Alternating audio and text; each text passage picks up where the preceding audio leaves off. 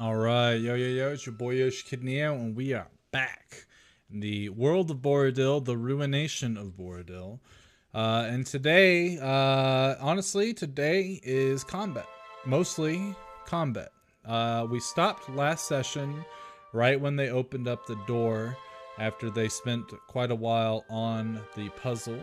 And now that they opened the puzzle, they've opened the door to the tomb of King Rakim.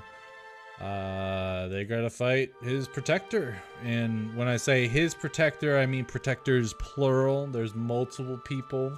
But the main guy, I'm hoping they don't just charge him. If they do, that's gonna be a world of hurt. I gotta definitely set the scene with ghosties and skeleton boys.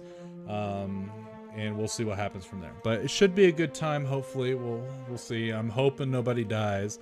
If they do, well, they just made a deal with Sigorius, so we'll see what happens. So let's go ahead and dive into it. All right. Okay, no offense to anybody, but the chances of like Kirsten or any of us surviving the apocalypse while books don't, pretty low.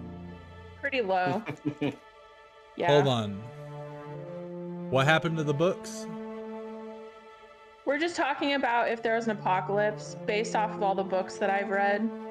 You know, I would be the one to like share it with all the kids and everything. And I was telling Kevin, these are definitely not kids' books. Sure they are. And then Joe said that our likelihood of survival in the apocalypse is very low, and I very much agree with him. Compared to books, yeah. Are you talking ours as in every person? If the books start like burning up and going away, then I might just off myself. Yeah, that's anyway. what I'm saying. If books don't make it, no one's making it. Interesting. Just write your own book. Or Fahrenheit. Go ahead and pull a Fahrenheit. All the books get burned. Well, hold on now. Hold on, I just got blasted out. Okay, sorry, what were you saying? Fahrenheit. Just write your own book. I have been thinking about it. I mean, we gotta start the apocalypse then. Okay. All right, well. Is it really worth your book to start the apocalypse? That's a little selfish, don't you think? All right, I guess I won't start it then. How to create a nuclear bomb. Have you played Fallout? I'm just joking. All right. So, last session, you guys were palling around through King Rakim. Well, actually, you didn't know this time. The former king of the orcs tomb. Later to find out that it's probably the tomb of King Rakim. After you see pretty much everything talking about the Luxodon Empire, the Cyrodiil Empire from days of old, and how King Rakim is still alive somehow, some way, who knows. But from what you know is that the Cyrodiil Empire existed during the last demon incursion. It also... Actually, I don't know if you would know this exactly, but... after the Ruination, it definitely doesn't exist anymore as its own thing. So, that, you know, who knows what that exactly means.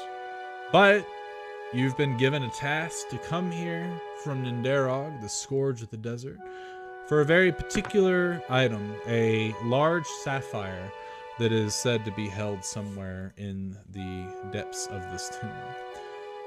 As you guys went around and started to figure out the puzzle and find different stuff, different things, history of the Cyrodiil Empire, unfortunately, your friend Trina had gone a little bit too far into the tomb and found this glowing purple light. And as she got a little too close to it, it attempted to take over and control her.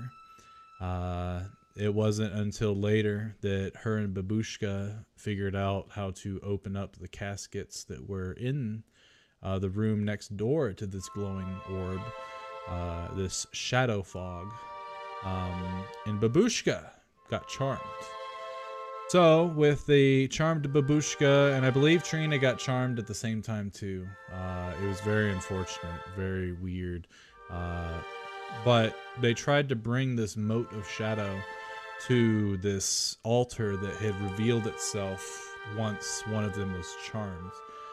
This altar was very demonic in nature, and from what all of you could tell is this altar served as some sort of meeting point for that mode of shadow. And unfortunately, after everything that you guys tried, many spells went off. Three-Toed Jim was charmed and just kind of stood still next to the altar because he didn't have any motes of shadow with him. He kept trying to knock down the wall of force that Tolktir had put up. And eventually, the mage hand that Tolktir had, I think that's what ended up getting Trina. Or maybe it was Lightbringer. I don't remember, honestly. But regardless... No, that was me. Oh, We got into a lot of fights. It was Babushka. Babushka was able to deliver the mote of shadow to the altar, which ended up awakening, you guessed it, your pal, your friend, your new employer. Where is he? How do you do this? Sergorius. Whoops. Oh no. I literally just deleted the actor image on accident. Oh my god. Oh Oh no. no. Hold on a second. Hey, I brought it back. Okay. The Demon Lord of the Orcs. He didn't give you exact specifics, but from what you know is that somehow he was sealed away into that mote of shadow by no other than King Rakim, the leader of the Cyrodiil Empire. And he was very, very glad that you all were able to bring him back, release him from his, not banishment, but from his cell, I guess would be a good, yeah, his cell, his chains. And given so, he was going to allow you all to live just because of how helpful you've been.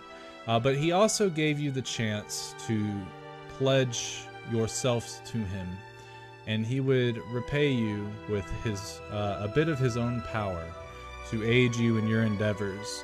He also promised in helping each of you at some point in time with the personal quests that you've been embarking on, which, yeah, would be Three-Toed Jim getting his family back, Lightbringer getting his daughter, Babushka freeing her tribe, and Trina essentially protecting her family, and gaining more power to be able to do it herself as well at some point in time. Tolktir, on the other hand, did not want to take part in this, but he was very appreciative. He ain't a simp. Roasted. But yeah, Tolktir wasn't about it, so Tolktir did not pledge himself to Sergorius.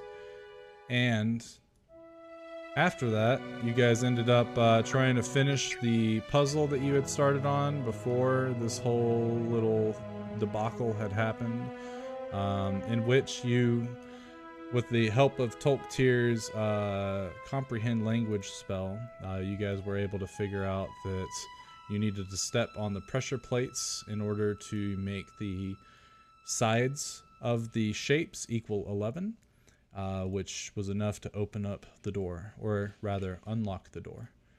And once the door was unlocked, as you guys had opened it, there in front of you stood a protector clad in plate mail. He's actually not got a halberd. That's just because it's a dope-ass picture. But he does have a long sword and a shield.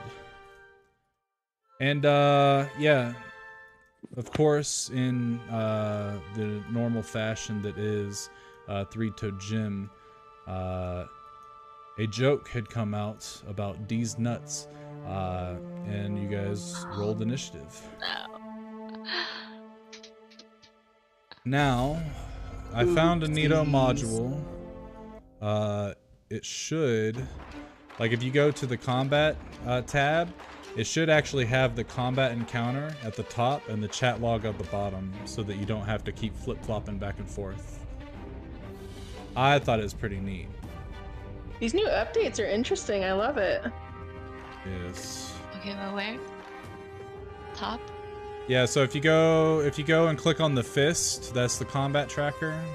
If you have that open, you'll be able to see the encounter table, and underneath it, the chat log, which should make it a little easier, a little less cluttered. Oh. Pretty neat. But, Babushka, you are first in combat. And as, I guess as you guys open and the creature before you says that this is the holding place of King Rakim, you are not allowed here. You will not defile his legacy.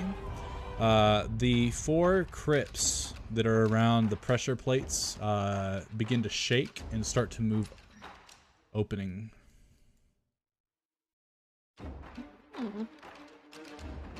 Babushka. It's called a death knight. Huh? I Who move. knows? I move.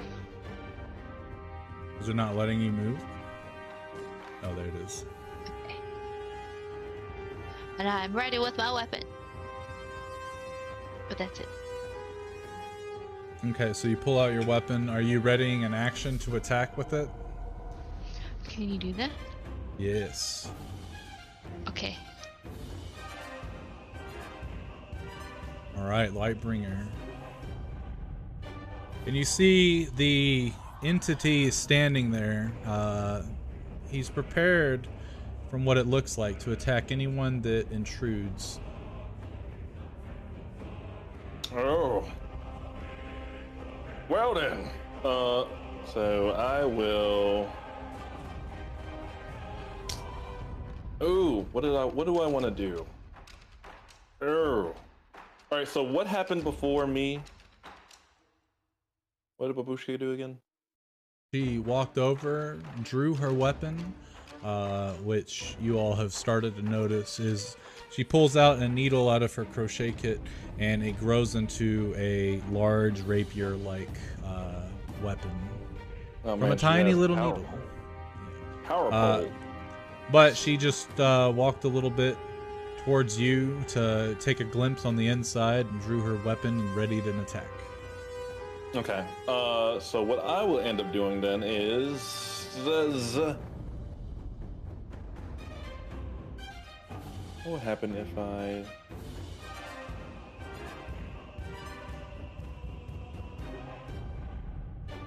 Okay. All right. I'm gonna go ahead and use my bonus action to cast Hex on him. Hopefully this works.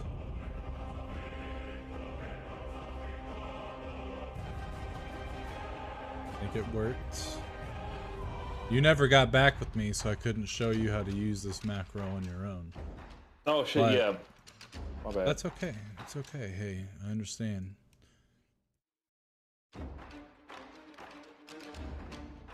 All right. So we're gonna do that,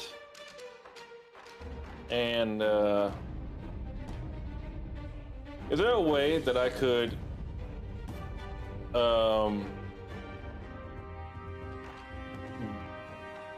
grab Trina and put her behind me, and I'll just take her spot? If she allows it, yes, I would allow I that. allow it. All right. I get in front of her, and she takes my spot.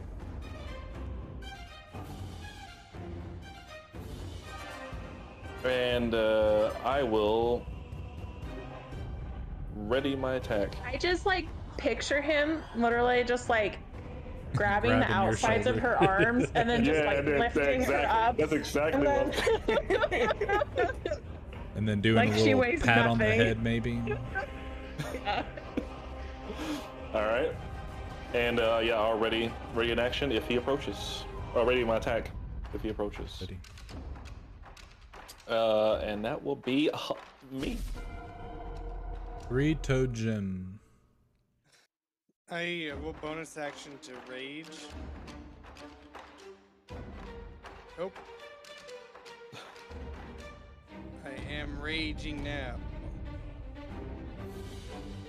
Eee! Little mini me noises. Oh, they're funny. And I scream, "What are you guys waiting for? Or what are you guys waiting for?" And I do like a slide underneath his legs and come up to make a couple great axe attacks. For Craven. Okay.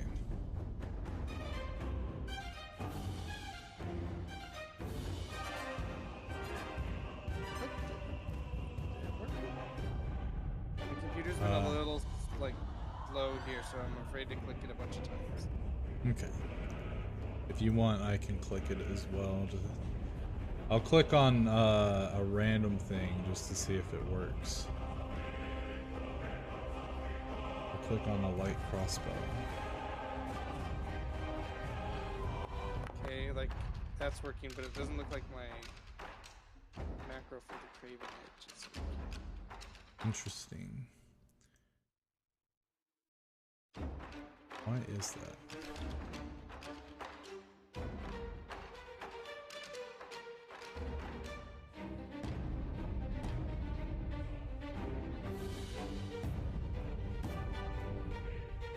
That is very strange. Maybe it's... Are you targeting him? Oh, son of a... No, I think I'm that's not. what it was. There it goes. Dang, I should have said recklessly. God. But that's okay. The fuck is that?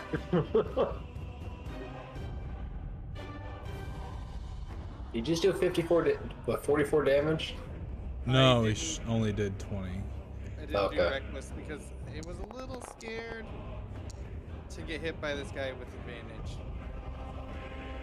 I mean, So considering his name is he's- Death Knight, that's a pretty solid So idea. as you go in for the first strike, you hit, and he kind of knocks back a little bit. When you go in for the second one, he uses his long sword and parries the attack away. You're good, but I'm better.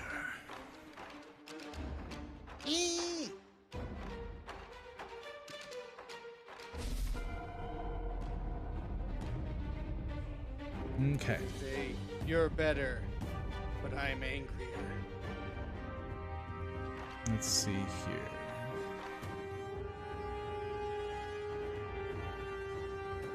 So as this is going on, as Three-Toe Jim runs in and ducks under and starts making these attacks, Tolktir, from out of that suit of armor, you feel this cold grasp starting to ring around your neck. I don't like this. I need you to do a charisma saving throw, please. Charisma saving throw. Saves. Where's there it is? Oh, that looks bad. It's very bad. Okay. So as and Trina and Babushka, you guys see this a lot better than Lightbringer might. But you see these ghostly hands come out and grab Tolktir and meld in with him. So you lose control of your body, Tolktir, and the ghost will take your turn for you. And the fun part is, let's see. Yeah, okay, yeah, that's awful. May I suggest something if you're going to attack them? Oh, I have an idea. Okay. Go for it. But yeah, this orcish visage comes out and grabs Tolktir and melds with him before disappearing. The crypts behind you begin to open up, and you see these knights or these skeletal soldiers start to get out, but it'll take their whole turn for them to get out of their tomb. I'm just revealing them so that you see and remember that they're there. Okay. So on Tolktir's turn, Tolktir turns to Lightbringer, and he grabs. You don't use a spell pouch or a component pouch, right? You just use a spell casting focus, your book. Yes. Yep. You turn to Lightbringer and you say, "Big monkey."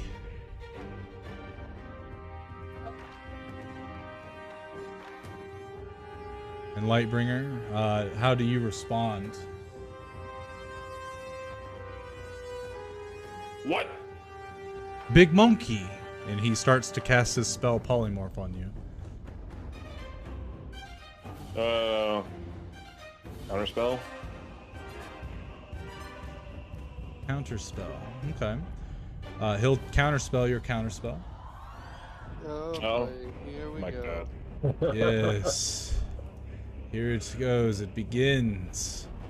Where is my roll table?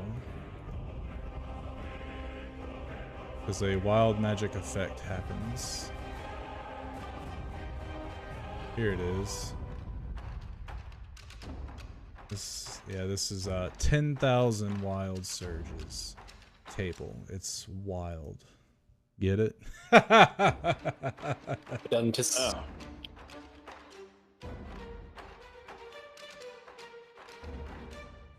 All right, we're going. I'll just roll on it. And this affects Lightbringer. Oh boy, opening up a table this big definitely lags up the server a little bit. Noted. I wonder why. Yeah, I rolled the same one as last time. that would be funny. We don't even know what the first one did. I do. You don't see the immediate effects of a lot of these, which is the beauty of it.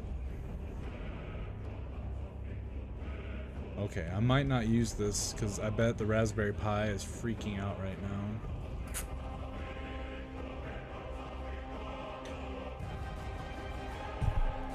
Is anyone able to open their sheets or anything? I think yes. I may have just. Oh, you can. Okay, Yeah. so I think it's just me. Give it a second. I mean, you right? It's just taking forever.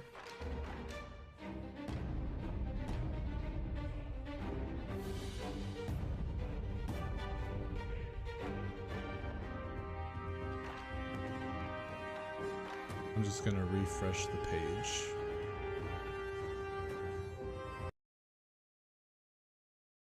Okay. My mistake. That table is too much for the Pi to handle. Lesson learned. We all learned something. So instead of rolling on the surge table, let me find the normal wild magic surges. I'll have you roll whatever it is. I think it's a D20. It's a 100. Oh, it is a D100. Yep. All right, so go ahead and roll a D100 for me, Lightbringer.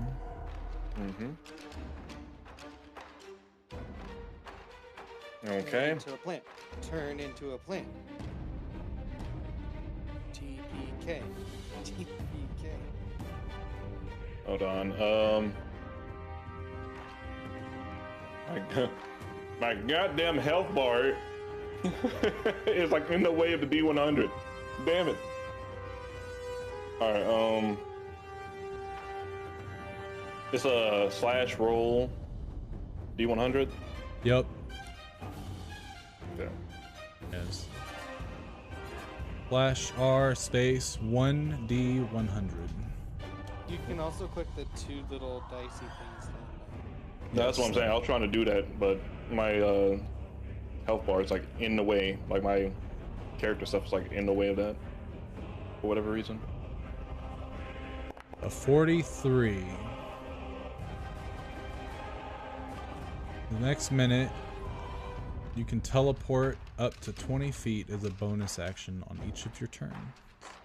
Well, that's not a bad thing at all. Yeah. fucking. That's pretty lit. That's All right. So as the two counter spells pop Teleporting off, monkey. yeah, as the two counter spells pop off, Lightbringer starts to sort of phase in and out of existence real quick.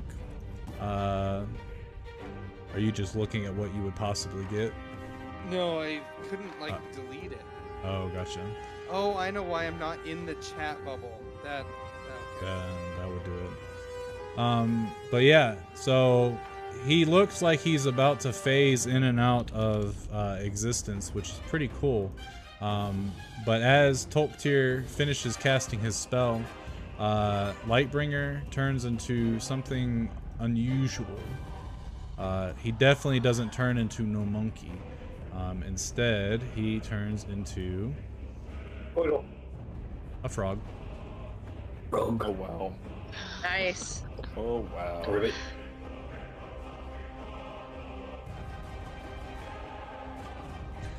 And Tolktir looks at the frog, goes, What happened? This place is cursed! Cursed, I tell you! And he starts to run away. Babushka and Trina, if for whatever reason you would want to attack Tolktir in this instance, you can use your reaction to do so. No. Tolktir, come back! What are you doing? You just hear me going, ah, as I run down the hall. He takes his whole turn to get out. Trina, your turn. Well, that was weird, wasn't it, Babs? Oh, actually, I'll be honest. Completely understand that I messed up just now. I need a saving throw from Lightbringer first. Since you were obviously resisting the spell. It is a wisdom and it is a DC of 18. Your stats did change as a frog boy. So really just roll the D100 or the D20 and we'll add your wisdom modifier, which is +1.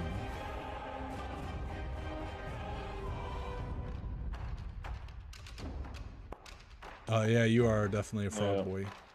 Froggy boy. Alright, Trina, you're up.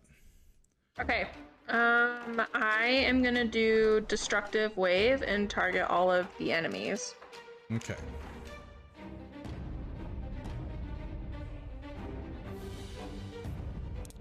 Oh.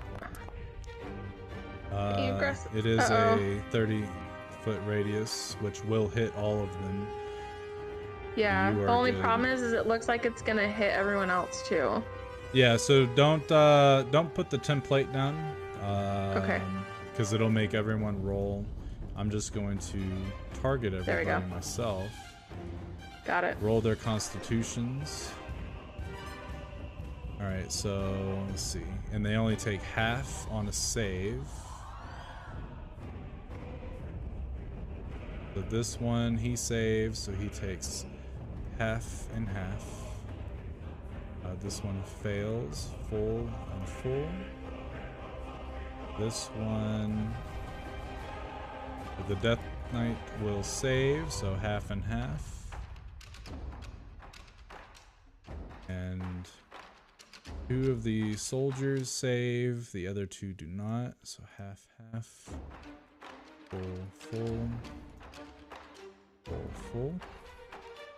Half, half. Excellent. Cool. And then, as my bonus action, I will Doomsay the one that's right in front of me. This Okay. one. I don't know if it did it. It didn't roll it, did it? I didn't see a roll. There we go. There's a roll. Got it. Okay. And then I'm gonna back up to... Shit, I don't know where I want to go. I'm gonna back up to here. Okay.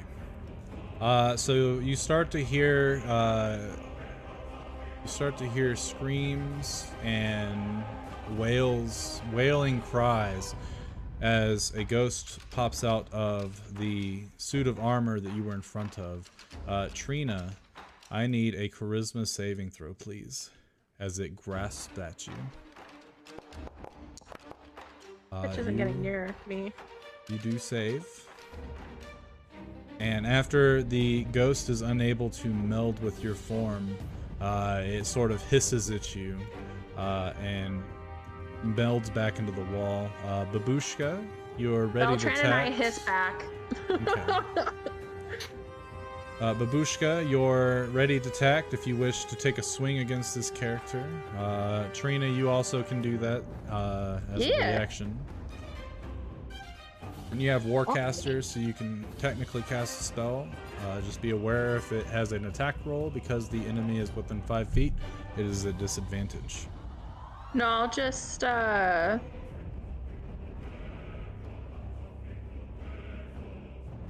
I have Beltran attack it? Does Beltran attack stuff? I mean, he can, technically. That needle, it does hit. Or... It's okay. I'll just swing my war scythe at it. Okay. It's so aggressive about targeting things now. Yeah, I don't know how I turned that on, honestly. No, I mean, it makes sense though, because now we actually like have to decide what we're targeting and stuff, but... Yeah, it does make the automation part of the game go a lot faster too. Okay. The Watch Death out for the Knight ghost beast back. will turn towards our good man Jimothy. And he'll actually also cast Destructive Wave.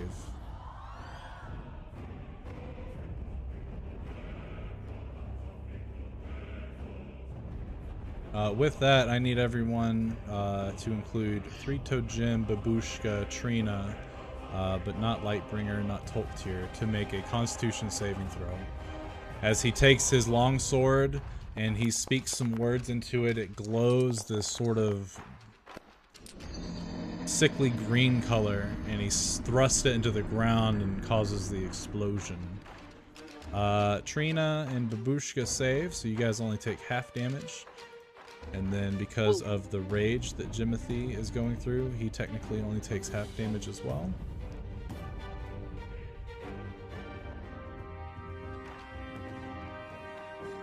Excellent. That is the Death Knight boys' turn. Babushka, from behind you, out of the wall, another ghosty! I need a charisma saving throw, please. I'm gonna slurp down our souls. Save. Ghosty boys. As Babushka attacks the other one. Oh, is the saving throw? Oh, it is a saving throw. Is this an indomitable? Yes, sir. One more try. Indomitable? Oh. Yeah, you just roll the save again. And you get 2 of those a day, right? Yeah. Oh, it's worse. Didn't this happen last session? I think it did. Yeah. Jesus Christ. So from behind you, Trina, you hear the wails and screaming again. And as you look behind you, as Babushka's swinging out, another ghost comes from out, grabs Babushka and melds with her. And then Babushka goes, oh, we need to leave. But it's not Babushka's turn, so she doesn't do anything. What's this? Can fly 40 feet. Jimothy, my man, your turn. As a ghost starts to scream, as it starts charging towards you, I need a charisma save. Oh.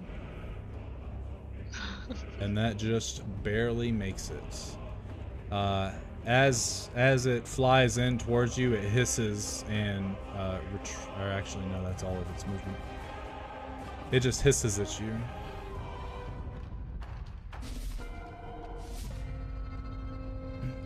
Top of the round, Babushka starts running. Toktir, wait for me! Trina, you, or actually you've already used your reaction, so you wouldn't be able to. But you watch as Babushka starts to run away. Interesting. Lightbringer the frog. You mean Frogbringer? All right. Frogbringer. Right. Well, in my froggy ways. Well, what do I have as a frog? You have dark vision to 30 feet. You have a movement speed of 20, a swim speed of 20. You are not proficient in anything except for perception and stealth. Your highest stat is dexterity at 13. Your lowest stat is strength at 1, intelligence at 1. No. All right. So there's I'm a just fly that you see. I with the count to action, I'll use that action to grab that fly and eat There it. it is. Trina, you watch this Lightbringer. His tongue flies out, grabs the fly, and he consumes it. And then That's nasty. I blink one eye at a time, and I just start hopping away.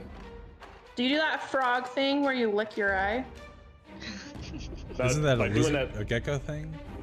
I don't know. I think frogs can do it too. I do that frog thing where like I like wipe my eye with my hand, and then I just hop away. And I assume I still have my ability to teleport, right? Yes.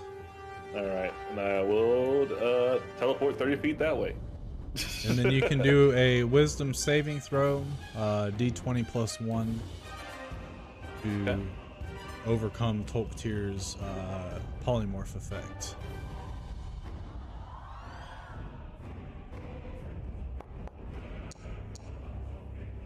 You are a frog boy. Yeah. All right. Yeah, I'm just gonna use my bonus action to teleport then. Well, I only can teleport where I can see, right? Correct. Okay. So I guess we'll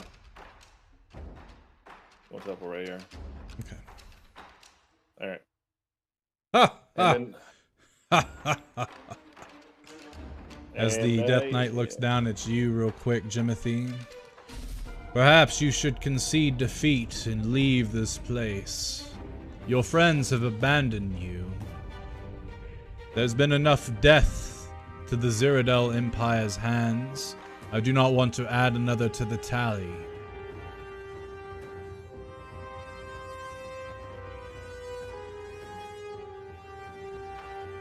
What say you, halfling?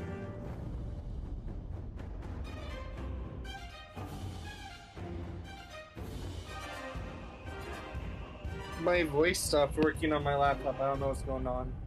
But can you hear me now? We can, yes.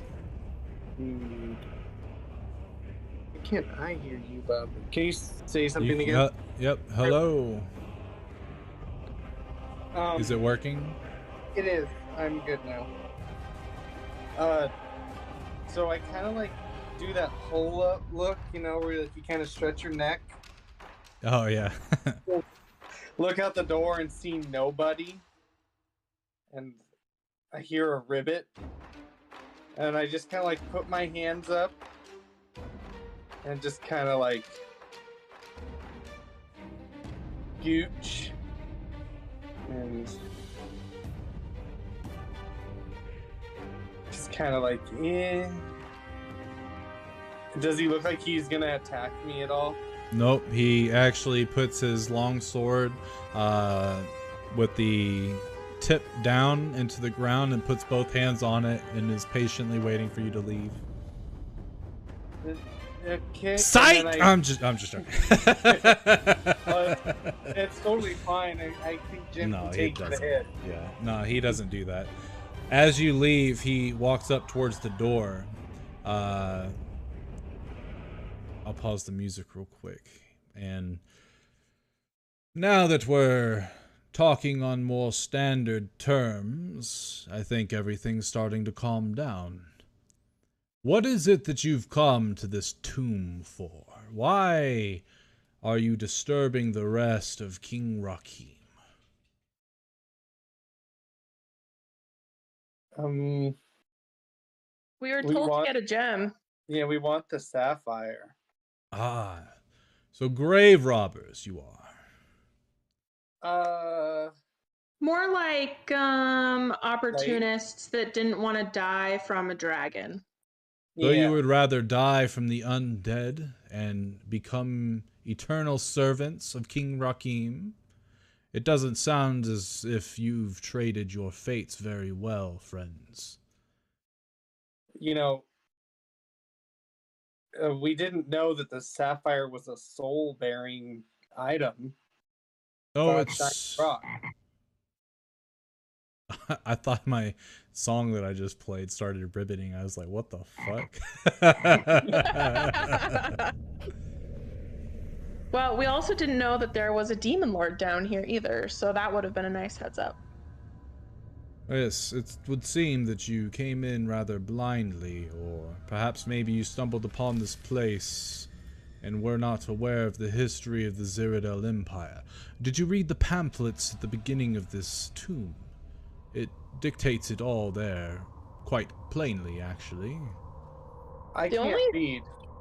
We can't read Orcish. The only thing that we kept seeing was King Rakim's alive. In fact, he is alive.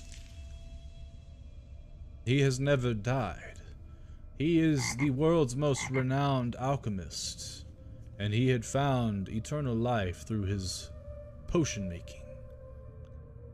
But even so, the souls of the empire that he once ruled are laid here at rest, and their greatest treasure, the sapphire of the deserts of the Dune Sea, is here in honor of them. I cannot allow you to just take it. But what I can do is if you were to get permission from the king, and perhaps bring him here, perhaps he could loan it to you.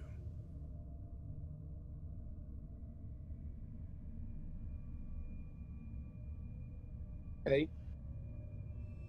As he says this, he walks out of the door towards you, Jim, and turns around, and he holds out a hand towards Tolktir. Tolktir, your ghostly possession ends, and Babushka, your ghostly possession also ends. And in front of you, you see two different figures, ghostly visages. You see one of them is Orcish, the one that took over Babushka, and the other one is a Luxodon visage that took over Tolktir. The ghosts end up flying towards the Death Knight, awaiting for his next command. But he ends up walking back into the tomb, and they go into the walls.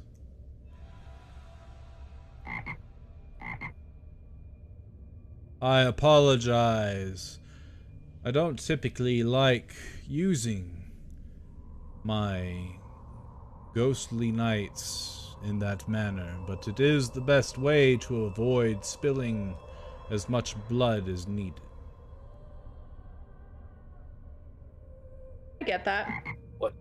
Tolktir, at any point in time, you can end your concentration on Lightbringer, by the way. Why is there a frog here? You turn him into one. Oh, Lightbringer. We have a new frog friend? Yes, you said something about a big monkey, and then you touched your friend on the on the shoulder, and he turned into the frog. Brady, go to D&D talk real quick. Oh? Do you see the little video with the frog? Second from the bottom? Second from the bottom. Let's watch it. I want to do that with modern illusion and prestidigitation. You guys watch as Tolktir grabs the frog, brings it close to all of you. I'm actually realizing now none of you can move yourselves. I'm gonna end the combat actually. That'll make it to where you can move yourselves. Anyway, so Tolktir brings the frog. He uses minor illusion, and he makes this magical top hat. And his mage hand places it perfectly on the center of Lightbringer's head. And Tolktir just kind of sits back. He puts his hands on his tummy and seems very gleeful at this. Can we keep him? No? And then he puts a bow tie for the finishing effect. No one else finds this adorable. He's pretty cute like this. How does the frog look, Brady? Oh, the frog looks amazing. Very classy. Top notch. In fact, he stands up on two feet and, hello, my baby. Hello, my honey. Hello, my ragtime gal. Well, I mean, I guess he's gonna wear off anyway, but okay. I kind of put him down and step back a bit, and then undo it. Lightbringer, you pop back out, and your tongue is trying to reach your eye, and you don't really know why, and then you realize you're back in your form. The mini top hat still on his head? And I'm still like yes, crouched over, like squatted over like a frog still. And upon realizing that I'm back to my normal self, I get up and look at Tokyo. You son of a bitch! And I try to grab him. You try to what? I try to grab him and stick him against the wall. Okay. Hold him back. He was possessed. Hold him back. Babushka seems to be holding you back. So Tolktir, this is a contested grapple check. Tolktir has advantage, Lightbringer disadvantage. You may choose athletics or acrobatics, dealer's choice. Oh wow. Oh wow.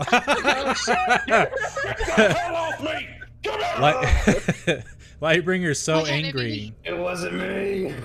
He pins Tolktir against the wall that's right next to him.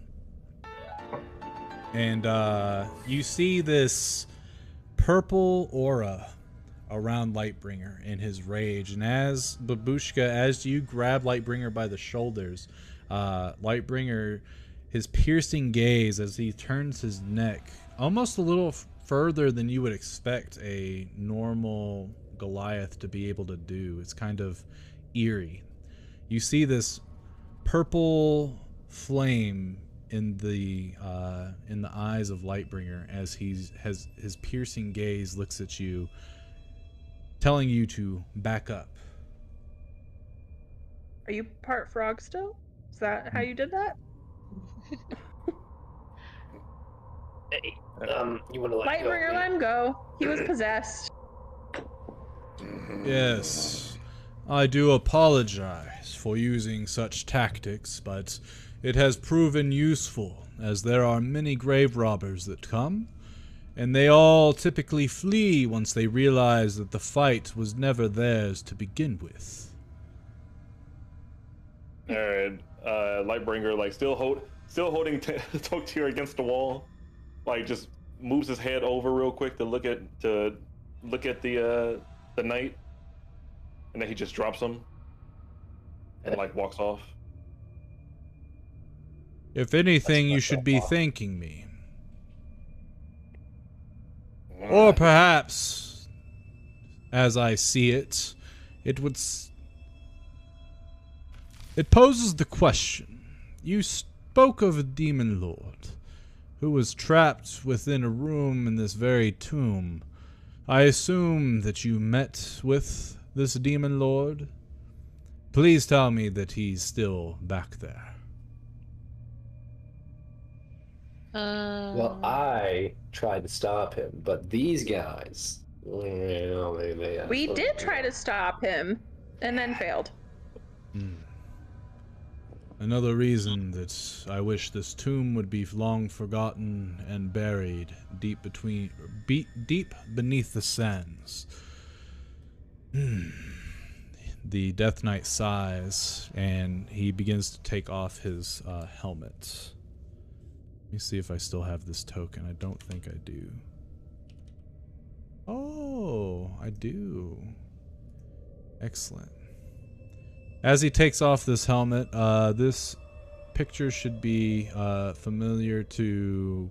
It's probably familiar to all of you, but Jeffrey and Kirsten, you should know who this is. Yes. Hold up. Yeah. There before you stands a rotted visage of Abel. Obviously, you guys in this present form don't recognize him.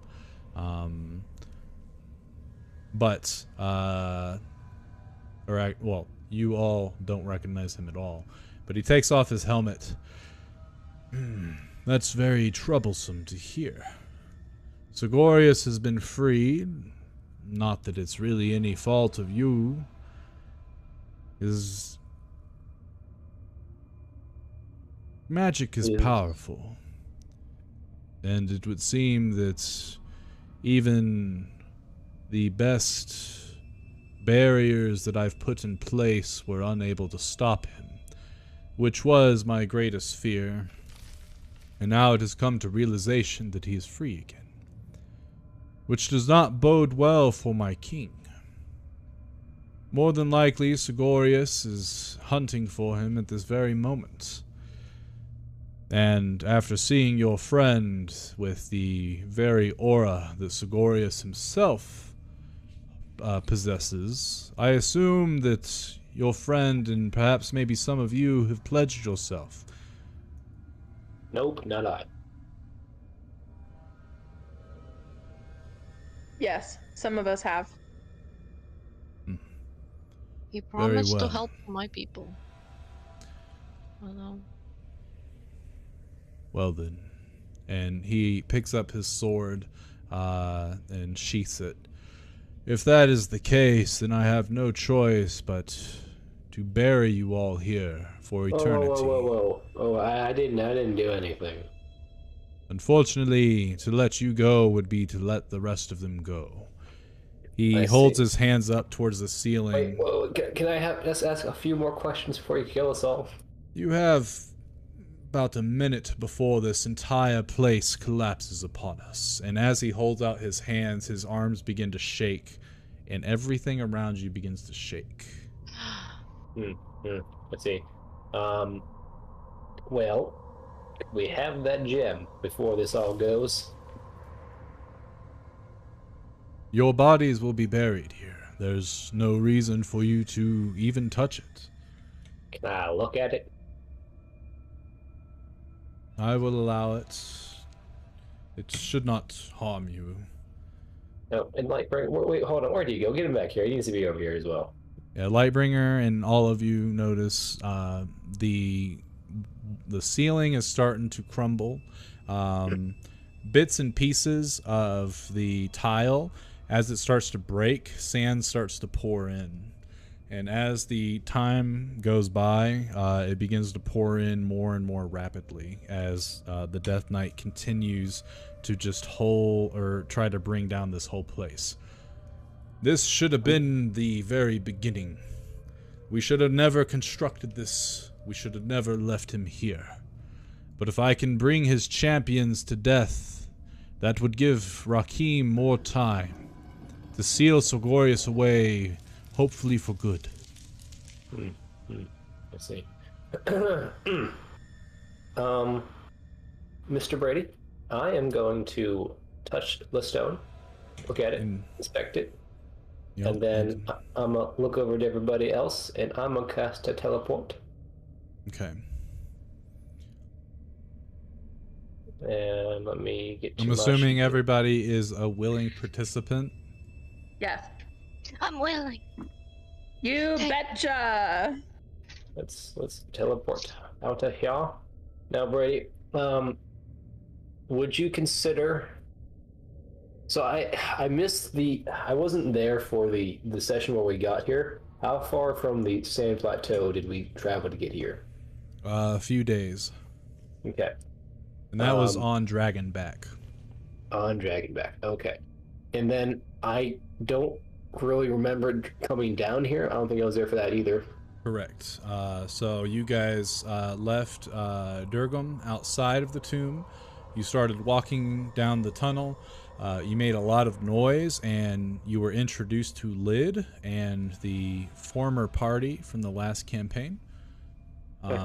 They were on their way down here to excavate and learn about the Cyrodiil Empire. But Lid does not have any type of timetable, so he decided to let you guys go ahead, and he would eventually be here probably before y'all left. Okay. What would you consider the top of the area? The top of the area is a mountain, kind of thing. I meant the entrance to this place on a familiarity scale. Very familiar enough for you to teleport there. Okay, then I will just go to where our silver dragon friend is. Okay. And I'm gonna grab the gem and I'm a think to Lid. Something happened. I think you guys should get out of here. Yes, it feels as if this whole place is about to collapse, which definitely tells me that you all triggered something. And I had a recollection of my thoughts earlier after I had told you all to go on ahead, and I do regret those words. But no matter, I will bring an entire excavation crew here in some time, and I will get to the bottom of what happened to the Cyrodiil Empire. Hopefully you all make it out. We'll try to clear as much of the rubble on the way out, but I don't think we've got time. Best of luck to you. Very well. So yeah, you guys bamf on out. Let me see, did I...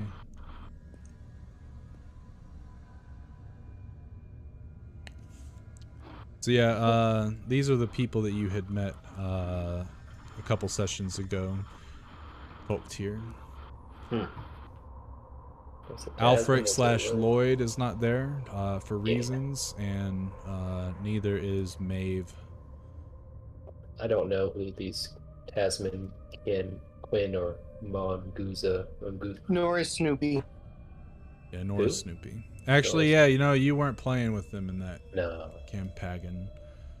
Wasn't until the TPK, so yeah, never mind. You don't even know those people. All right, so the tomb starts to shake. Tolktir asks politely, "Can I at least touch it? Like, I just want to, like, we came down here and now we're gonna die. Like, Death Knight's like, yeah, fine, whatever." Tolktir grabs it, and unfortunately the Death Knight does not have counterspell. So Tolktir bamps you guys out with teleport, and you're now back at the beginning of the tomb. Ew. Which you... Trina runs up to hug Tolktir. Thank you! Yeah. I get hugged. I hug back. You are a lifesaver, Tolktir. So now what? So as you guys bamf out of there, you notice the entryway of this tomb. You see the rocks are crumbling. You see the side of the mountain there's a landslide that begins, and it buries. It begins to bury the entrance of the tomb and make everything look natural and covered up. As that happens, Durgam pops out of the sand. He's probably 50 feet away from you, and he starts running. He's like, "No! No! No!" And he turns into his dragon form and begins to fly towards the entrance of the tomb. Durgam! You can't stop. Don't do that. As you shout, Durgam looks over, and he looks over, looks back towards the tomb, continues to fly, and then looks again and makes a hard U-turn barely missing a large boulder as it falls down. But he's very agile, even with his large size. And eventually he flies in front of you all and turns into his normal self. And, oh, wow. You all gave me quite the scare. I saw it collapsing. I was going to attempt to save you all. Oh, man, it's all good. Appreciate it. Sorry we gave you a fright there. Well, of course. You're the only friends I've ever had. No, that's all good. Oh, don't worry about that. But I give him a hug. How did you all get out here? You've been in there for an hour or so, maybe more. Yeah. Well, you know, I pull up my my book. You know, wake my fingers. Here knows stuff. He strokes his chin. You're telling me you've been able to teleport this entire time? He starts to approach you, Tolktir, and he gets he bends down on your level. This entire time I've been flying all of you on my back in this crummy weather with sand getting under my very scales in the most uncomfortable of places. It has conditions. I need to have been to where I need to go to the place first and be familiar with it before I can teleport there. You don't have to, if I remember correctly. Have you teleported like a quarter mile away from where you wanted to go? Yes, it's not really that big of a deal when you have a fucking dragon that can fly. And for whatever reason, I fly faster in this timeline. I don't understand it, but it's as if the wind is guiding me. Constantly. It's actually quite relieving to know that that happens here. It never happened before. I used to feel that I would always be against the wind. It was rather vigorous workout. I absolutely hated it. Jim just kind of starts flexing. Well, listen, I mainly use it as a last resort thing because I don't like to not have it when I go to a place I don't know. Lightbringer's still remembering. Lightbringer's still remembering. Oh, I wonder how she's doing right now. She. You know, well, hold on. We're getting off subject.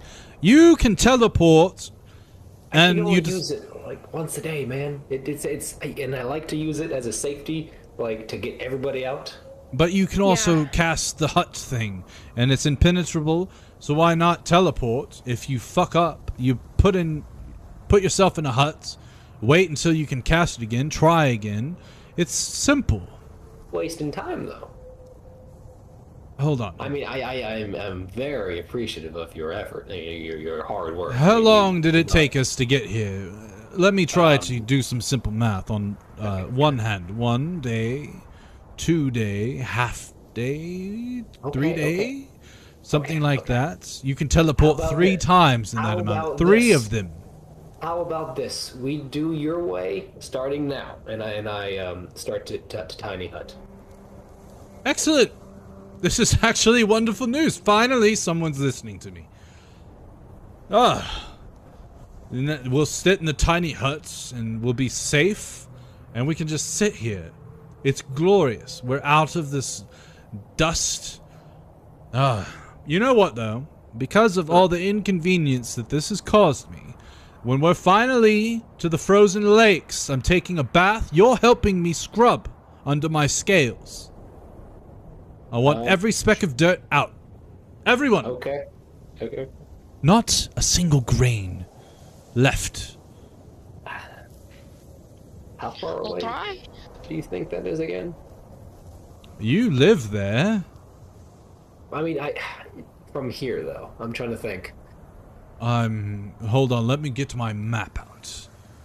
And he starts to rummage through his belongings, which he doesn't have any belongings. Whoops, forgot. I'm not from this timeline. How do I answer that question? Okay. Cast your huts. Do your 5 feet swell. Listen, no, I didn't mean to cast that. Okay. He begins casting your spell. I begin doing the hut. Yes. As he does that, Durgum just sort of like grips the bridge of his nose. He's like, and none of you wanted to perhaps ask, maybe we could teleport, get there a little faster. All of you just watched him abuse me? All of you partook? I thought that we were friends. I was about to risk my life for you all. And you've been using me as a mule. A donkey. It's okay. Your Durgum, personal it's- taxi. No, it's not okay. It's about respect. I'm a dragon. Have some butterscotch. Or what are they now? Beetle they're- scotch? Yeah, beetle scotch. Scarab scotches. Yeah. And he looks at that. Looks absolutely disgusting. I do not want to partake. Looks are deceiving. I'm sure they Yeah. are. Perhaps maybe in your culture, but in dragon culture, we don't eat bugs. Even if they are candy. Yeah, I'll take a regular one though. Those would quite delicious. But not the bug shaped. I can't put my. Could you imagine if Nindarog was looking at us right now? And as he says that, his eyes grow wide and he starts looking around. Oh my god. What if Nindarog's the reason this whole place collapsed? He tricked you all. He knew you would go in there and he was trying to bury you. Oh god. Put a Oh. beetle scotch in his mouth. He's like, oh. It's delicious, but I hate it. I really hate it. I hate this. I can feel its legs. The And beetle then- scotch. Oh my god, don't call it that, please. You watch as he like sucks on it a little more and he's like, I can't. And he spits it out. I can't. Delicious, but horrifying at the same time. It's like Hollow's Eve or something. I don't like it. Least favorite holiday. Also, that's not a real thing, so. No. Yeah, it's not a real thing. Not yet. So after I cast my hut, okay, so here we are, safe in the hut. No one can harm us. We can relax. And We're Durgam amongst sits. friends. So what did you do when we were gone? How was your time? Oh. You see, he points about 50 feet away from where you are. You see that large, sort of scuffed up sand area over there? Yes. I buried myself to try to hide from the blue dragon that you all serve now. Serve as a We don't serve him, we run apt marriage. And now we're description. done. Hold on. Why did we come to get this sapphire? Rather, Hey, who did we get the sapphire for? I look over to Trina. Yes, I'm waiting. I don't know the name of the person, really. I truly don't. I've no clue. That's why I'm asking the question. Who's the sapphire for? Bergam? It's for me. Oh, sorry, not Bergam. No. Nindarog? As a matter of fact, it is It's for for you. Nindarog? Ah, there it is. And Nindarog is who? It's on the tip of my tongue. It rhymes with blue, and it I believe starts with Scourge of the Dragon. Desert, Blue Dragon of Death. Yes, that one. You're retrieving a gem from an ancient tomb, long thought forgotten, to bring it back to Nindarog, but you don't work for it. Understood. It makes sense now. I dotted my T's and crossed my I's, it seems. I should have reversed that.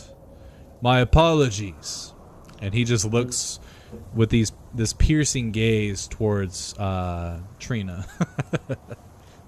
Hey, as if he's telling you with his looks, I told you so. We're just Hey, running an errand for him to save someone I care about. Yeah, Durgam, you know a lot about dragons, right? No, As I've a- never met one. So what do you know? You happen to know anything about? I'm being serious. I've only known myself.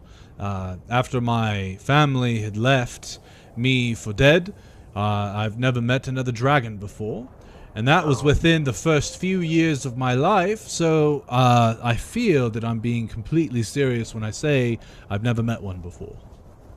Oh. Lightbringer looks at you with like a open mouth, like sort of smile on his face, like and then like he looks over as if there's a camera there. He just stares at it, and then like looks back at you. So you don't know anything about dragons or infusing their power with stones like this one here? No. I looked at everybody else. Did Nindarog say what this thing did? No, he just wants it. Can I inspect it, Brady? Sure. Can I, I don't know. I don't have an identifier or anything like that. No, so it'll take a long or a short rest to do so. I will do so. Oh, I've got the oh my gosh, this is perfect. Hold on, I'm getting a thing ready. Let's see.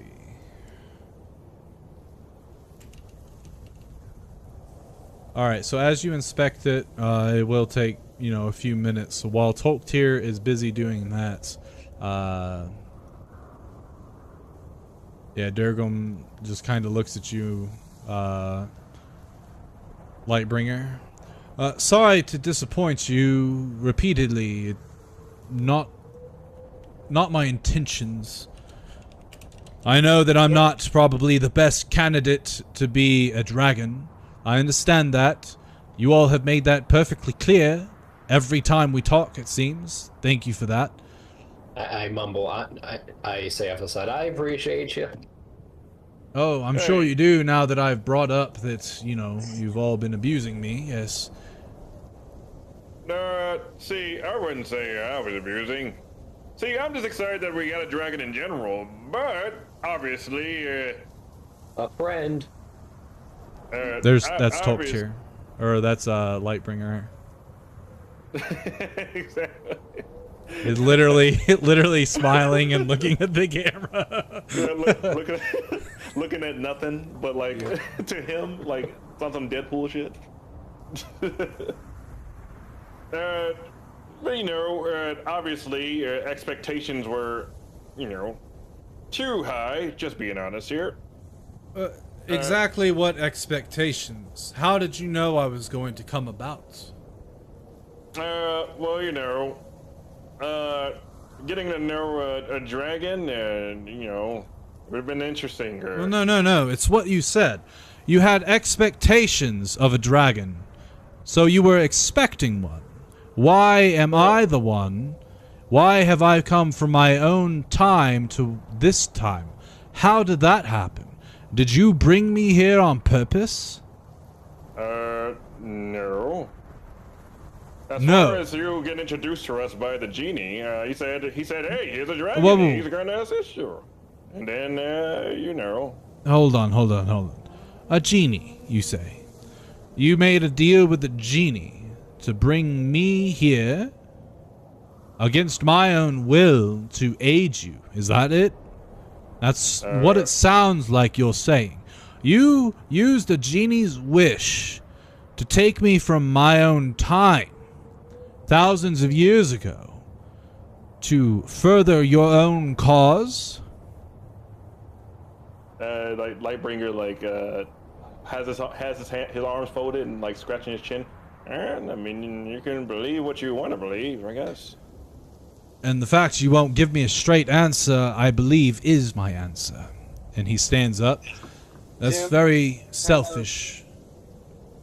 Jim stands up and he goes, look, we wished for a dragon, didn't know it was going to be pulled from whenever. And if you really think our intention was to mess up your life, Do you think we were wishing for a dragon that didn't want to fight at all? Ah, and there it is. It seems that your wish was somehow muddled. I don't know if it perhaps maybe the speaker of the wish or perhaps the caster of the wish was just fucking with you. But it seems clear to me that it didn't go the way you wanted. You got some of what you wanted, but not all of it, or whatever. You know, here's the thing. I asked the Cosmos from the deck of everything that said that it would answer a question and every single detail that I needed. And to get what yes. Of course. And let me guess, you pulled that deck from a witch, did you? Just saying, that's what it was supposed to do. And this is he starts to laugh with Lightbringer, and he looks at Lightbringer and he starts to do this sort of like diabolic laugh. He pulled a card from a witch that said the Cosmos would answer whatever he wanted, and he thought it was true, and so he said it to a genie. What type of genie, actually, real quick, before I continue laughing? Was it air, earth, water, fire genie? I mumble out. Pretty sure it's fire. Oh! He starts to laugh maniacally and walks out of the hut. Oh, that's rich. Oh God, two notably evil type of creatures. You thought they were speaking truths. Oh God. Oh wow, that's really rich. You all should be owners of a comedic club. Truly. If you opened a tavern and had an open mic night, you would sell out tickets faster than anything. You would be so rich. I mean, I definitely think that we're the butt of the universe's joke, so probably. Oh, yes, and I'm the rectum. Lightbringer looked at the rest of Lightbringer looks at the rest of the party. Well, you gotta admit it, it's kind of funny. Oh, it's hilarious. It's wonderful. I'm honestly, I'm not even mad. How can you be mad at being fooled? I just hate that I had to be the one, but whatever, I guess I didn't have friends anyway, so it's not like it truly changed anything, except for it put me in this shitty desert. I'll be honest, I needed that. To know the truth as to why I'm here feels a lot better than being lied to for 4 days now? 3 days? I forget how long we've known each other, but it would seem that you all... Oh, I'm sure it would have been. Put it together when you popped out of nowhere next to a genie? Because the world is a weird place. I didn't honestly see the genie. Oh, he was standing there and was talking after you popped into existence. He was wearing a cool hat. Sorry, I was noticing that. How do I know that it's a genie? I know everything about all the evil things. Well, I don't know everything, but at least I know something, and especially something's evil, and know that you can't trust it. I was making beers 2 years ago. Yes, and then what happened? Then you pissed off a hag, right? I'm telling you that we don't know this stuff. Ah, that makes sense. Perhaps maybe I'm here to guide you and try to get you away from evil, which... Actually, hold on. The sapphire. Let's go back to that real quick. Who's it for?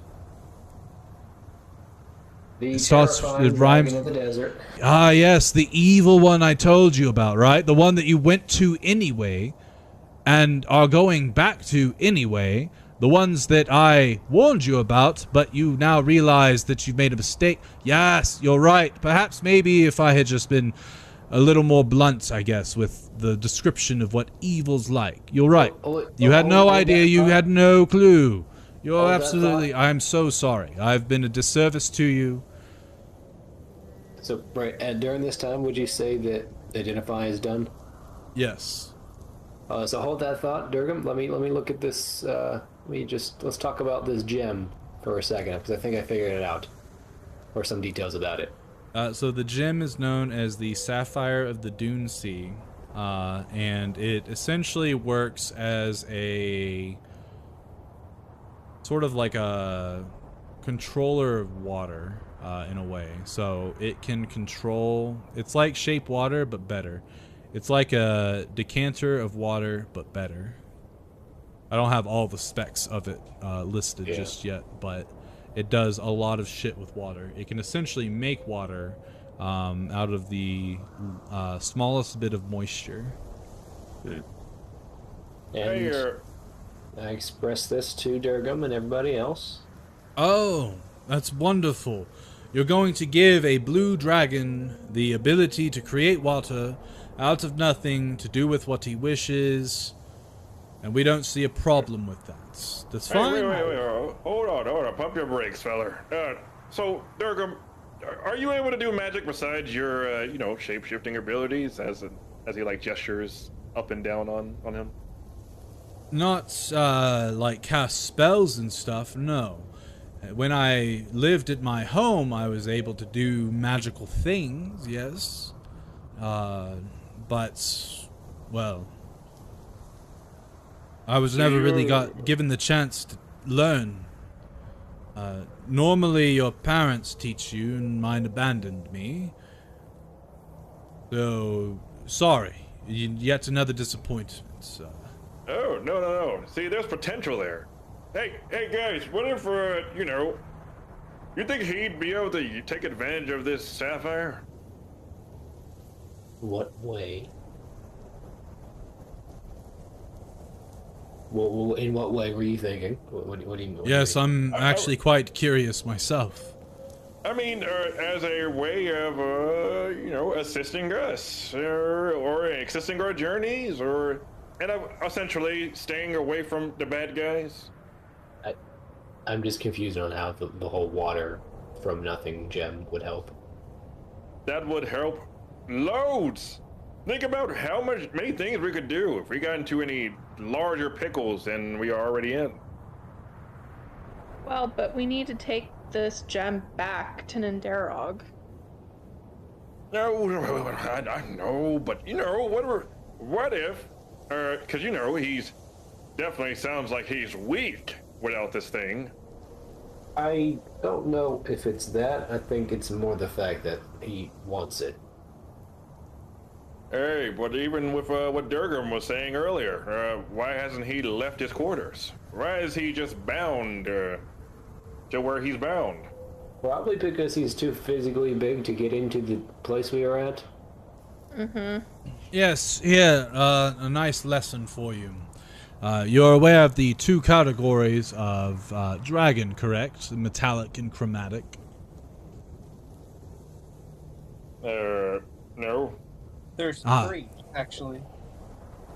Just kidding. Well, those ones are fake. He pulls out some glasses and yeah. Looks at him and puts the glasses away real quick. Gem dragons in the new book, they're so cool. Yeah, they are tight. But anyway, Durgam continues. Metallic dragons, such as myself, you've got copper, brass, silver, mithril, gold, and silver. And then you have the chromatics. You've got red, blue, white, green. What's the other one? How did I forget? Green, blue, black, white, red. There it is. So you have those ones, right? Well, the chromatics are, for whatever reason, revered as true dragons or whatever. That is their form. Whereas us metallics are seen as lesser for whatever reason, but it's not true. We're equally as strong. If you've got a knack for fighting, I guess. But we have the innate ability of shape-shifting. And typically your metallics are aligned with that of the humanoids. We take pleasure in helping out and protecting, if you will. Whereas the metallics... the chromatics enjoy destruction and just pushing forward their own agendas. They don't care about who serves them. It's just a matter of that they do serve them. more of a tyrannical state, I guess you could say. Whereas metallics are more of a partnership in the long run. So, yes, whatever it is you do for Ninderog, it's for Ninderog, no one else. A truly despicable evil creature, because he's also a blue dragon. They're awful. They're literally the worst. Actually, I guess reds are worse, but blues, they're right there with them. Brady, we don't know what happened to Krieger, right? Yeah, all you know is that you've released the Mad Mummy King. Okay. Well, on one hand, well, you know, I tried. Yeah, I guess we'll. Yeah, and then your lover, as he looks at Trina, your lover's there, and I guess we have to give it to him. Ugh. The only issue is that I was supposed to get other stuff from the tomb, and now it's collapsed. Yes, that's so weird. How did that happen? Did you guys accidentally kick a rock down a chamber and it dislodged a large boulder? Well, do you want to know, or just want to be more disappointed? Yeah, or are you just gonna... It's already been a rough Keep day. yelling at I us. don't No, believe I'm saying, that... like, I'm not trying to say like in a down-putting way. I'm just saying like you generally will probably be disappointed if we say more. So just preparing you for that. I'm already quite disappointed. It's fine. Okay. Continue. Okay. So, you remember me being able to do like regular sparks every time I casted my spells, and you know, yes. like regular fire? Well, because you literally serve a devil, right? Let's backtrack a bit. Are you familiar with the Demon Lords? Hold on. Which one?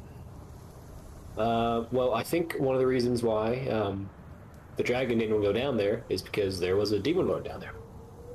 Oh. You don't say. So that's what that stench is. Yeah, I thought because it was such an old tomb, you came back and you smelt like you had rolled in dead bodies. But I don't smell like that. If you no, can tell. no, you do actually. All of you have this distinct smell, and now that I'm able to pinpoint it because of the knowledge that you've just given me, it does smell oddly evil and that of the abyss, instead of being just dead people. If that makes sense. Perhaps it doesn't. I don't know. Smell your armpits? I make myself clean. It's not me. No, no, it truly is you as well. Your magic won't work on this stench, which leads me to believe what you're about to tell me is this demon lord was there waiting for you. They said, hey, perhaps I could give you power if you work for me, and you're like, yeah, I'd like to do that. I'm enjoying this workabout with evil folk. This is really cool. I'll do whatever you want. That is correct, but everyone but me, yes. As he was saying that, Lightbringer's like behind him, like, flicking purple fire, like, and then, and then hides his hand out.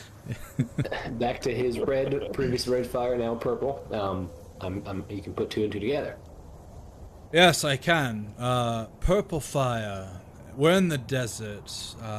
If I recall, this is the tomb of the king of the orcs, but I believe that is actually somewhat inaccurate because he was also the king of the Luxodon, aka the king of Cyrodiil, aka King Rakim, who, maybe you didn't know this, but he actually sealed away Sigorius. And no one knew how he did it, they just know that he did do it. He defeated the Demon Lord, the Prince of Demons. And what you're telling me is that Purple Flame, right, that was his, like, trademark, that's his masterpiece, Sigorius, that is. And now that you have it, now that your stench resides of that of a demon, I'm assuming you all pledged yourself to Sigorius, besides Tolktir, of course. Correct. Mm-hmm. Oh, yeah. All four of you, besides Tolktir, pledged to Sigorius, the demon lord of the orcs. Babushka, I understand. 100%. Trina, little confused. I'll be honest, that was a curveball. Lightbringer, I guess I can't doubt you for it. You've already served a devil. So this, I guess, is just different. Well, you could, and you did. Demon lords are definitely lower than devils, but that's beyond the point. And Jimothy, you know what demons do, right? When it comes to like family and things like that. Oh, that makes sense why you said yes then. Another time maybe, but usually it's really bad. Especially if you have any more children after this. I wouldn't put your wife through that, by the way. It might not bode well for her at all. Even if you have good insurance. Also kidding, he doesn't say that. I don't even know who my wife is. Oh. I was hoping for a dragon to come and help me get through this, and that didn't work out, so I'm kind of desperate. Ah, there it is again, and yes, I understand. Desperation makes us do things that are quite wild. I'm trying to get better, I truly am. But you have to give me time. I can't just change overnight, especially when my whole world has changed in front of me, and I had no say in it. I apologize. But, I do promise, because, I don't know, that's what friends do. They try to help each other, right? I promise to help you wherever I can. No, you take it. No, you're quite good. Don't worry. Toktier. Why are you doing that, Toktier? What? Hey, we're all in the wrong in this whole situation, okay? No, I'm just telling him not to worry. You know, We I'm not made judging. some interesting judging him. decisions for survival. Well, I understand it, I guess, yes. Being mortal, you cling to life, and what other way than to serve the next big player? Man, you should hear the story about their meeting, never mind, we're not going to talk about that. We might as well. We've got plenty of time. After all, we're in this hut for the next 8 hours. Until Toktier can teleport us. It's okay. No, I don't want to be in there. Here in the doghouse again. I don't think you can. There's not really any structure around. You collapsed the tomb. I don't know if you remember that. It's right over there, actually. And he points at the mountain. He's like, you can kind of see a little bit of like a Luxodon snout sticking out. Oh, nope, there it went. It got crumbled in the sand. But it was there. I'm sure you remember it, right? Like a whole tomb of a whole people, a whole culture collapsed right over there because you unleashed a demon lord.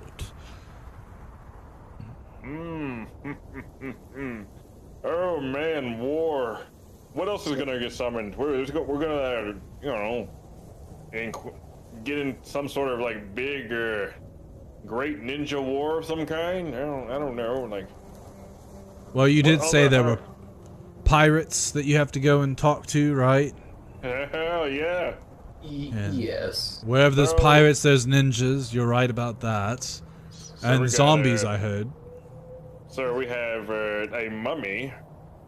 So we have a strong mummy. Oh, that's right. You all summoned the Dark Mummy Lord or whatever, and Krago. That's great. Yep, that's one. Yep. What's that thing called? On that island, what's that thing called? He starts snapping. Please. What was that thing called? Come on. Oh, you summoned another thing on an island, you say? Yeah, what was that thing called? Oh, the red dragon and its friend? Yeah. No. I don't know if we ever learned what that thing was called, but it was the... Oh, you did. The Leshen? Yeah. That's what it was. The Leshen. Yeah, Oh. Legend. Yep, that's true. Oh, a lesson. If you try to make me go to that island, I will literally throw you off my back. over the ocean. I'm thinking about No, the Yeah, we're hoping we never have to that go we back opened up. either. And I hope my companion's okay. If you left him with the Leshen, he's probably dead. There's also a red dragon on the island. Ah, love them. They're so humble. Yeah. Really, yeah. really Don't good forget about talks. Star Spawn. They almost got a scent of what? Star what now? Yeah, actually, Talk Cheer wasn't there Oh. for that. Yes, hold on. I've not heard of these creatures before. What else is it that you all have been dabbled in? It's Oh. actually quite comical. I'm going to write a book at some point in time. Oh, didn't you guys tell me about the space coat thing? Yeah, the things that came from space. Priz, did you state like a question mark above my head? Oh, Hey, look, space coat. you guys can turn in a quest.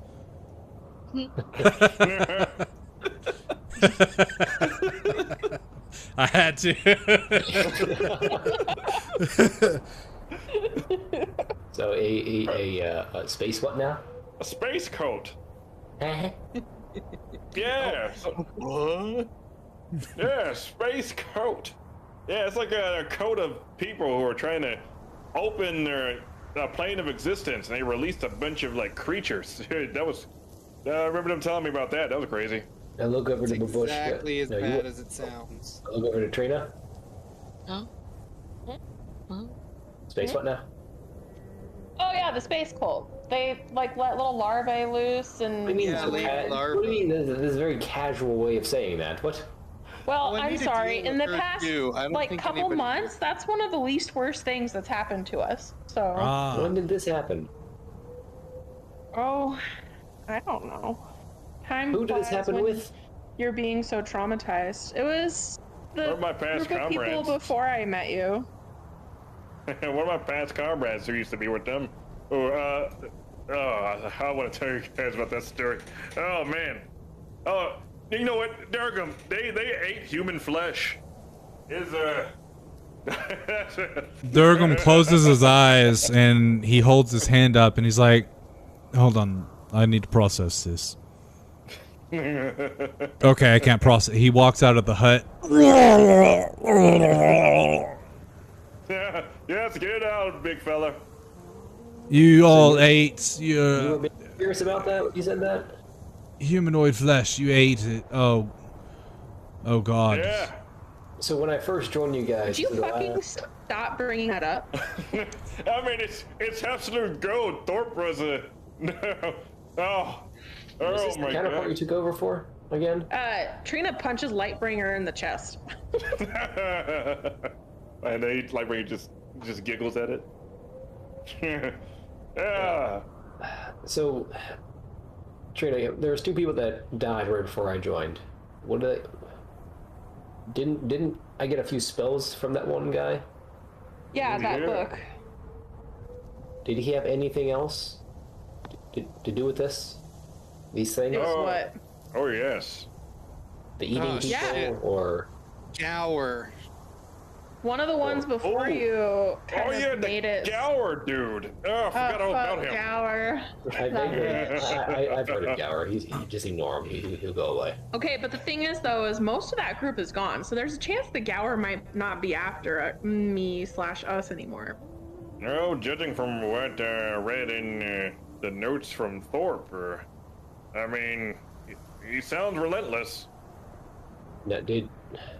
Yeah, but they're all dead, so it's like, he's probably still on the hunt, but for dead people. But the wizard that came before, did he do anything to cause any of these? Would he have had anything aside from his book? Everything was lost with his body, but yeah, he's essentially the one that made it so that weird star priestess lady let all of the things out of the weird cosmos. It was. You've been very vague on this. You mentioned this one hand before, but I thought you didn't go into much detail. How did he do this? And should we be worried about this? Probably, yeah. Mm-hmm. How did he do this? Did he use any items like a giant sapphire or something? Did he have anything? Ooh. From the notes, he instigated the entire thing. Oh, Yeah, I mean, he let it This happen. rock that fell from the sky. And Sorry, it where took is me said so long rock? to remember, Jeff. No, it's all good. No, it's all good. Do you guys have this rock? No. No, I think it was lost with his body. Okay, so that rock is on that island that is being swarmed by angry Leshen provoked creatures.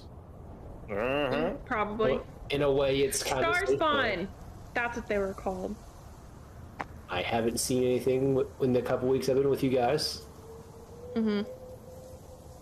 The lady larva was all about saying that there's gonna be more rocks, so we have to watch out for rocks as well. Okay. Yes, especially if they fall from the sky. They could kill you and end your whole campaign. I've read it in a book. He's about to be the residential everybody fourth wall saving breaker. throw DC 45. Yep. All right. DC, you're not gonna make it. You all take 8,000 points of damage. Brady, I'm going to cast send message. All right. Back to the magistrate. What's this? 25-word message. Let me type something up real quick.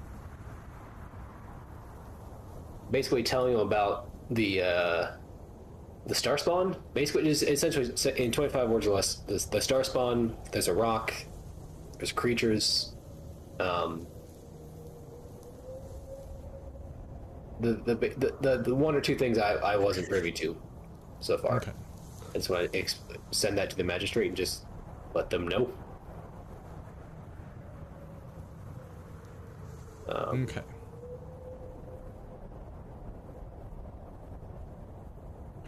I guess I have to roll it. And yeah, roll the spell. Oh, you did.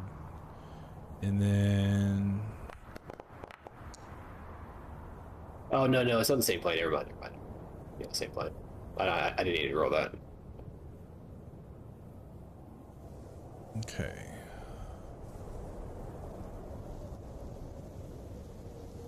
So you cast sending, you tell them about star spawn and a rock and something like that, and you send it to the magistrate, right? Yeah, just keep them informed. Say probably wouldn't be aware of this. Might be a threat.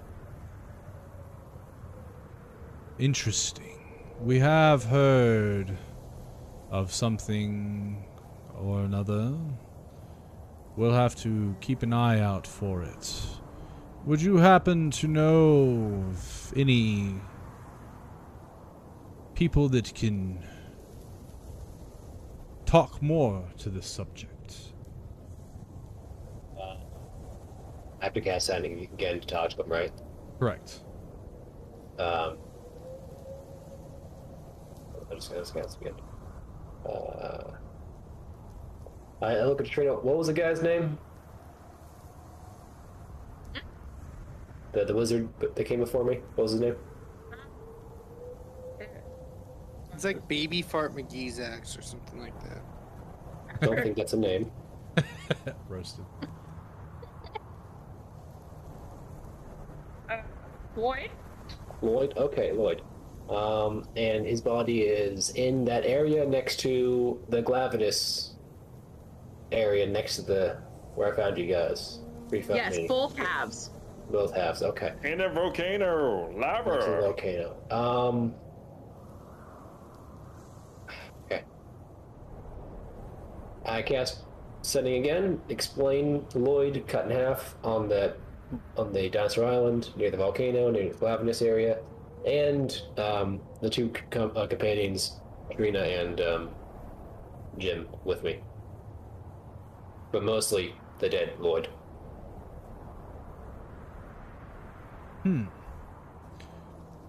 Interesting.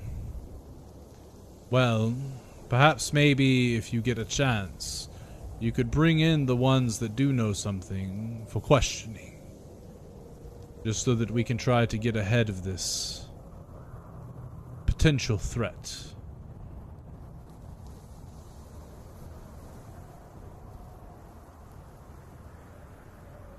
sending one another time. Use a level 3 spot for this. And say, do you want me to bring them back? I thought bringing, like, outsiders and non-dwarves back to the magistrate was forbidden. Well, if the threat is true, certain rules can be bent for the greater good of the dwarven people. Or, like, where exactly would you like me to bring them? Which teleport to?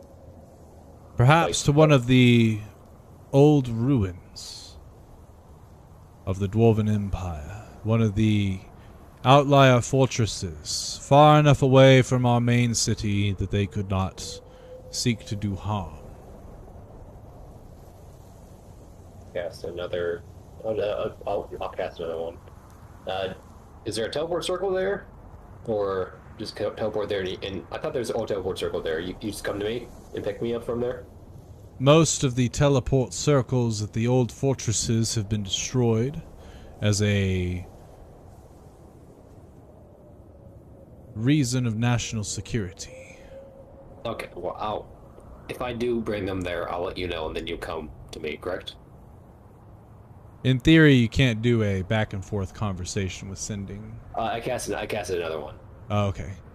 Yeah, I'll use like all my level 4 spots, 3 of them, and just... Allow me to talk with the council, and we will get back to you with specifics within the week. Okay. Or instead of week, he says within the 10-day. Then, I want to look at Durgam and say, well, I learned some stuff too. It's kind of worse than I thought, to be honest. But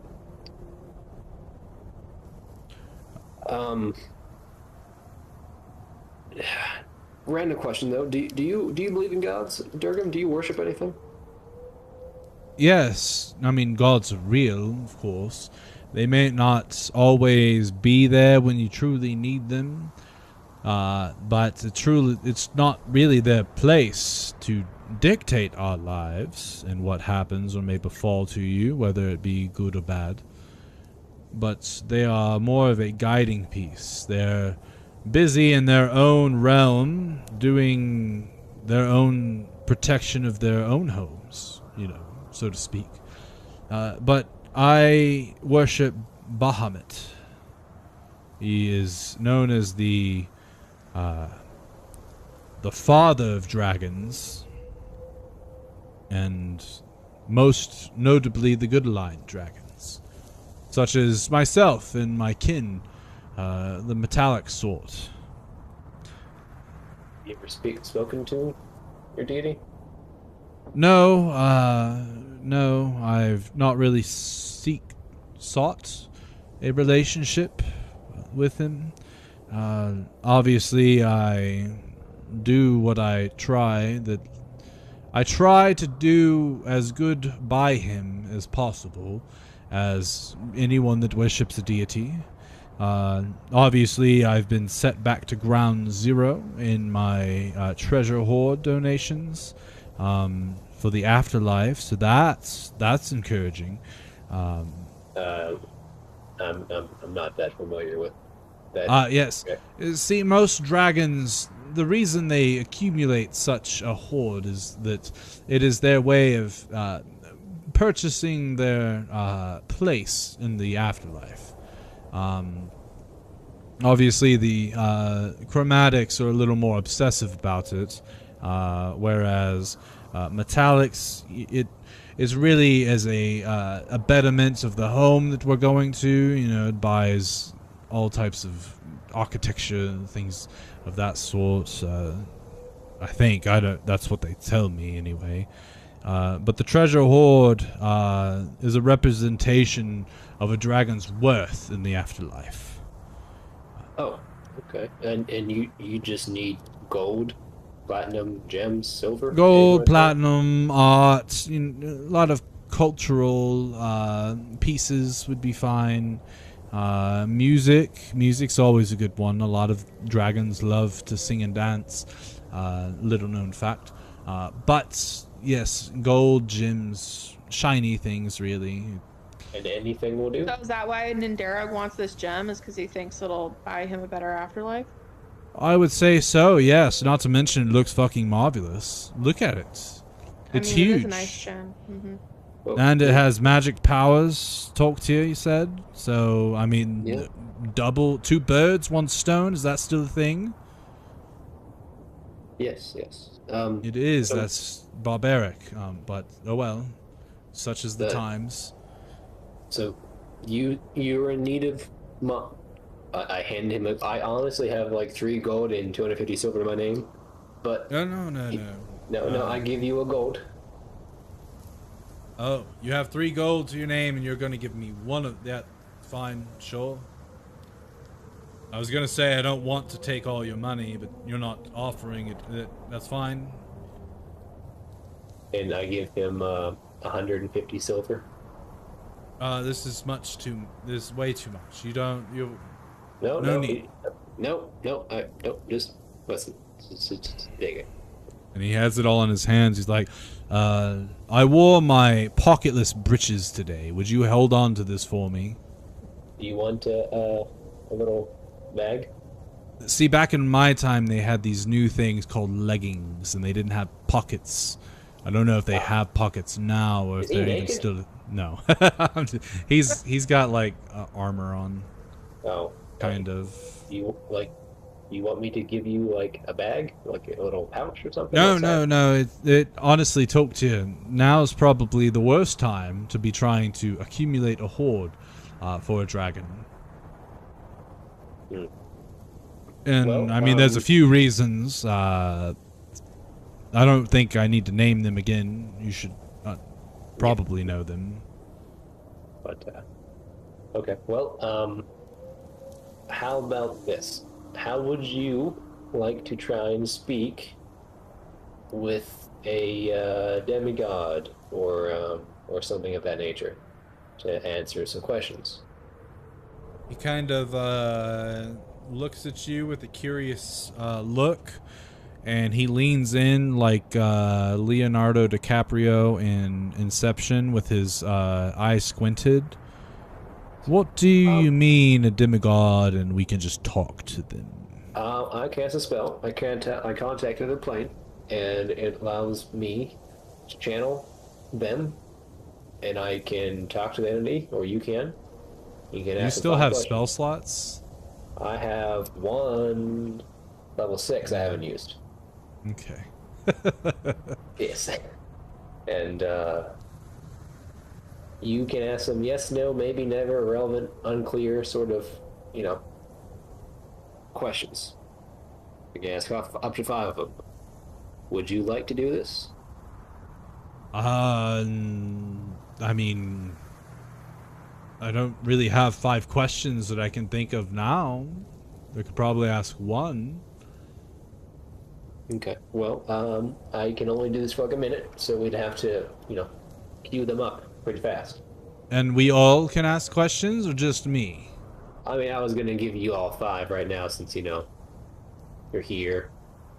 Feel it's only right. Oh yes, how generous. Thank you. And that's with sincerity, of course. I know I've been No, you're all good. Don't need to apologize. I understand. There is a little caveat to this. If I do it and if I don't do it right, I will kind of be out of commission till tomorrow. Will the tiny huts be displaced? I haven't failed yet, and it might. So. Well, I guess it can't get much worse. Might as well. The show must go on, after all. Yes. So in the event, it could, and the hut may fall, but do you want to wait, or do you want to do it now? No, go on ahead, I guess. Worst case scenario, we just have to sleep through a sandstorm. Okay. Best case scenario, I guess you get a good night's sleep. Yes. Before that, I kind of want to use this sapphire, unless anyone else has any objections. Use it for what? I kind of want to see if it can summon water.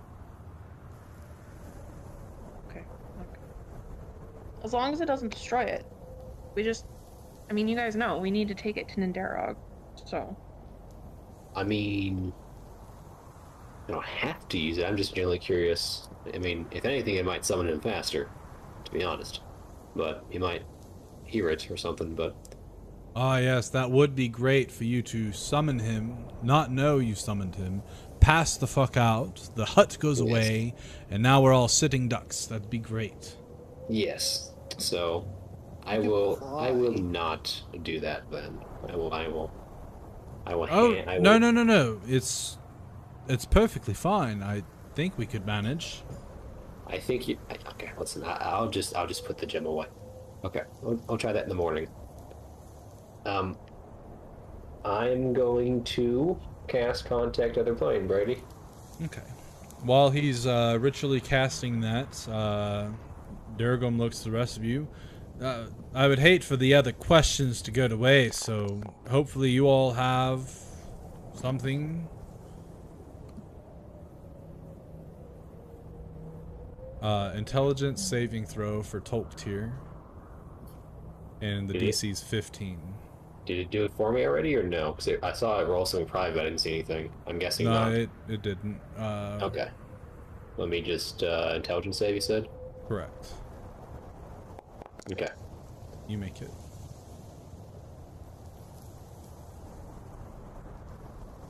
Oh, did it? You don't take it. No, I don't. If it's I fail, I take the damage. Hopefully someone else has questions, but as Tolktir finishes, his eyes light up. Oh, did you cast it? You cast it. Yeah, I want the thing to... Oh, it is casting. Okay, I thought it wasn't. Yeah. For the chat thing, so everyone's read it. So Tolktir's eyes light up, and he looks towards Durgum, and Durgum goes, yes or no question.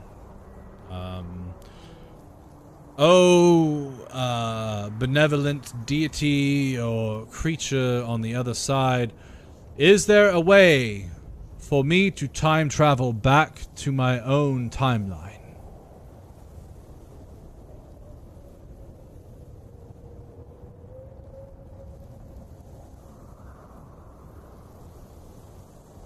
And then Durgum kind of looks around, and Tolktir opens his mouth and says, yes.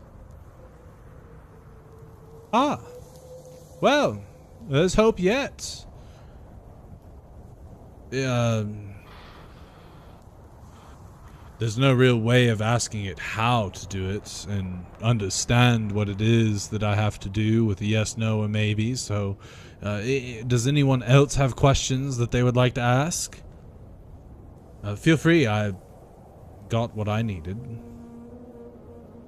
Have I truly been reincarnated many times? Yes. I do a whole spinning of my fingers, like hurry the hell up. Was it against my will? Yes. Can we trust Sigorius to help us with our personal goals? No.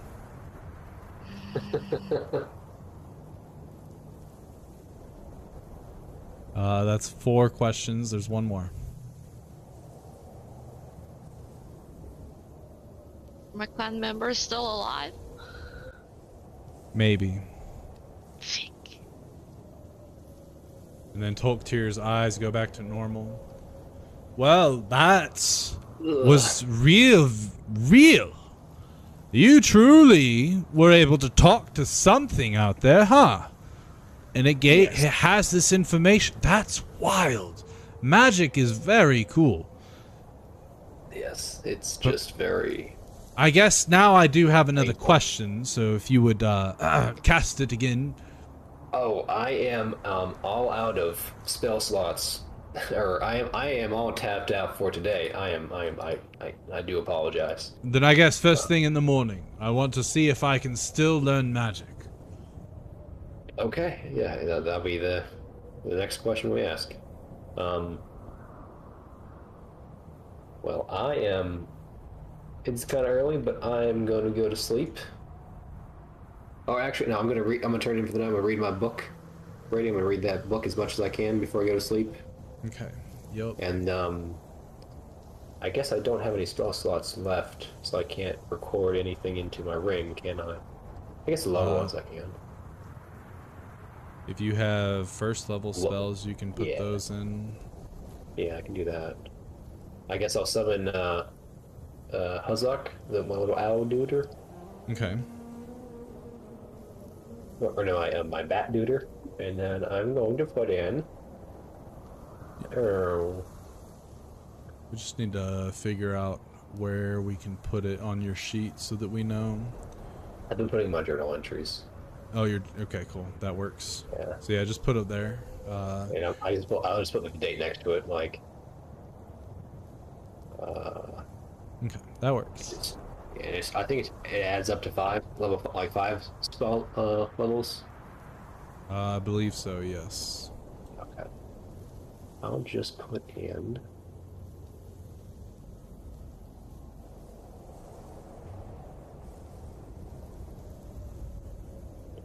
Yeah, 5 levels worth of spells. Well, so the Sigorius fellow, the Prince of Demons, do you feel the power just yet? How do you feel about knowing that he was going to betray you all along? Not too good. What final question, and answer this first. Is the purple flame worth it? Well, it looks cool. But is it worth it? We didn't know it wasn't worth Well, That's it. And my purpose, my point, what do I have to lose? I can't put a name to the face, or a face to the name, rather. But your daughter that you thought was dead, perhaps? That's something you could lose. Isn't that your guiding motivation currently? Like, to save her from, like, eternal suffering or whatnot? And it's similar to Jim's situation where, yeah, do anything at all costs. Yes. I totally understand. Well, I don't really, I guess, because I don't have children or a family to protect, really.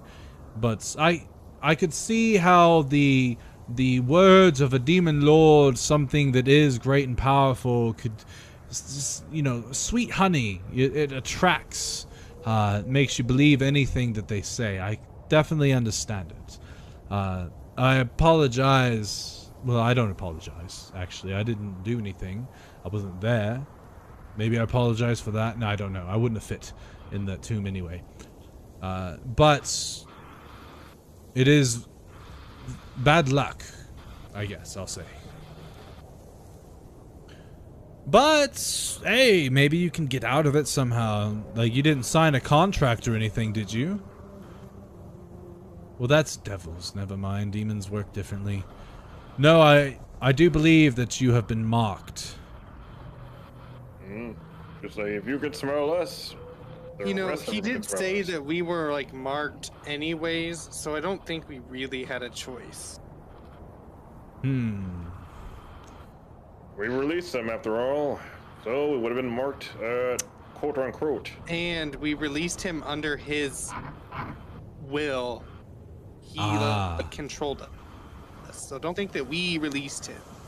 That actually makes a lot of sense. I'm assuming that you didn't willingly... Oh, okay, that makes sense then. So, because he was already released and he said you were marked anyway, it might as well just pledge your loyalty to him just in case it does... okay. So maybe it's not all that bad. Maybe it's not. We do have an impending, fighting tournament among demon lords, apparently. Ah, yes, I mean- the next demon incursion. You know, I was wondering when it was going to start. After the last one, normally it's on like a weird, wacky timetable. But after I had heard that Sigorius was essentially captured, you know, the Prince of Demons is the only one that can actually start the whole debacle. So now that he's free, I'm sure he's gathering up his resources to get ready for it. Should be interesting. And I guess you're all participants, willing or not. Mm-hmm. So, more than likely, even if we didn't pledge, one of the other champions, quote unquote, will pretty much say, hey, what sets you claim? And, we would have had to fight, and it would have been constant fighting. So either way, we're in a constant loop of bullshit. True. It's... Rina's just like sitting in the corner looking traumatized. If only there was like, maybe, I don't know, something good that could happen for once. You know, you're only 48 sessions in, and it's just constant shit after shit after shit. I'm joking. And he looks at the fourth wall again. He looks at the camera, the same camera that Lightbringer was looking at. No, I'm sure things will turn up soon, someday in the future, hopefully. Oh, as long as we owe somebody something. Oh, man.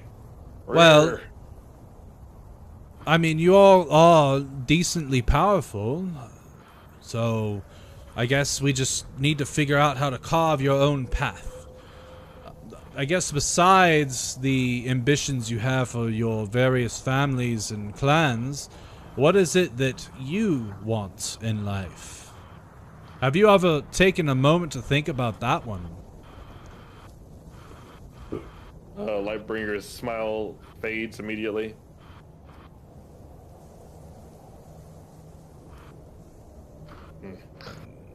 Like, what happens? Oh yeah, he's talking to everybody. Like, what happens when Babushka frees her clan? What happens when Trina protects her family or gets the guy or whatever? What happens when Toktir does enough grudges, he's free of his burden? What happens when Lightbringer saves his child? And likewise with Jim, his entire family. What happens then? You just go back to life as it was before this great journey began? Or is it time to find a new path with what you've learned on the way? And while you discuss that maybe together, I'm going to take the dogs outside. Along with Lightbringer's smile fading, is honestly, I feel if I were to complete this task, in some fantasy in my head, I could wish that I could be a father. Like I was supposed to before I became this. As he signs to himself. But honestly feel like I'm bound to die anyway, eventually. Sooner than later. I may not even get the chance to be a father. But I'd at least want to be able to rest in peace knowing that my daughter would be out of that hell. Well, it's noble to sacrifice yourself for someone else. Or to, I've always had aspirations to be a father as well. But yeah, I'd want to maybe lead her back to the clan. I've dishonored them. Maybe she can start over. Become what I did.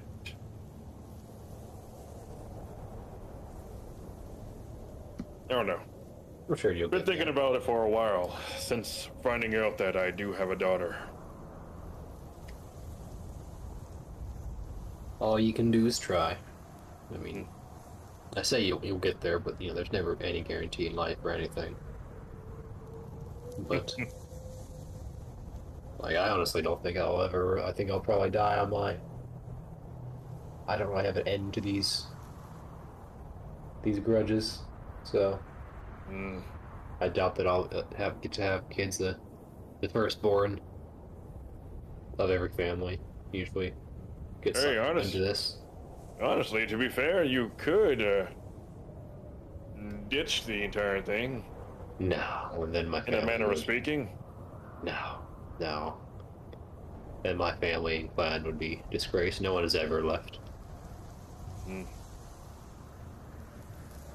Oh, Trina. How you holding up? Not great. I guess I never really saw an end in sight for me just because I was serving the Morrigan, but now knowing that somehow, some way, they kept being able to reincarnate me without my approval, and now I'm serving some other asshole that's probably, I mean, we already knew he was probably going to betray us at some point anyway, but like, I don't know. I'm in a dark place right now. Man, that's actually really, really up. The fact that you die and then they just pick up your body parts like clay and just mold you back up and just say, hey, your name is Mara now. It's actually pretty depressing. Yeah. It just makes me question a lot. It's worse. Because you're gonna die again, and they're gonna do it again, and you won't remember that you found this out. Well, but am I though? Because now that I'm serving Sigorius, does that maybe break the hold they have on me? I don't know. Now I'm just all sorts of confused.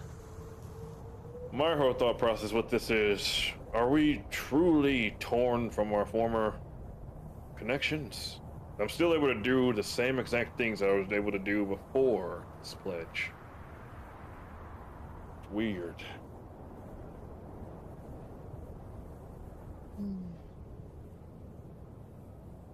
Whatever. Babushka, what about you? What will happen if you're not able to save your clan?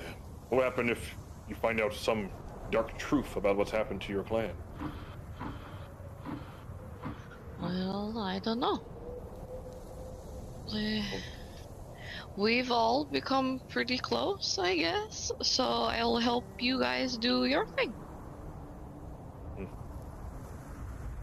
But we're talking about what's happening after. What is the future looking like for all of us? If, given we make it through all this, what is the end for us? Death. Exactly. Well, I mean, it is normal for mortals to fear death, and some embrace it, but I guess, yes, Trina, that... I don't...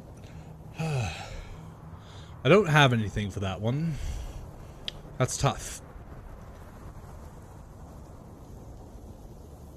Just makes me question my entire life, essentially. So, yeah. Lives, plural. That's true, too. Good reminder, Jim. Keep her on top of it. Yeah, what's your... Man, I'm curious. What would your next name be? Mina? Mina? Should we kill her and find out? Do it. Camera again. Looks at the camera again. Just end my misery, but you can't even do it, Durgam. Hey, no, but... You know what, Durgam? As much as you lack in might, you are definitely extremely huge in the upper region, as he points to his brain. Well, I mean, it comes with the territory of being alive for 1,000+ years, you know? Or at least that makes up for it. So you're not a total disappointment as you keep thinking. Thanks. You're a walking encyclopedia or flying encyclopedia.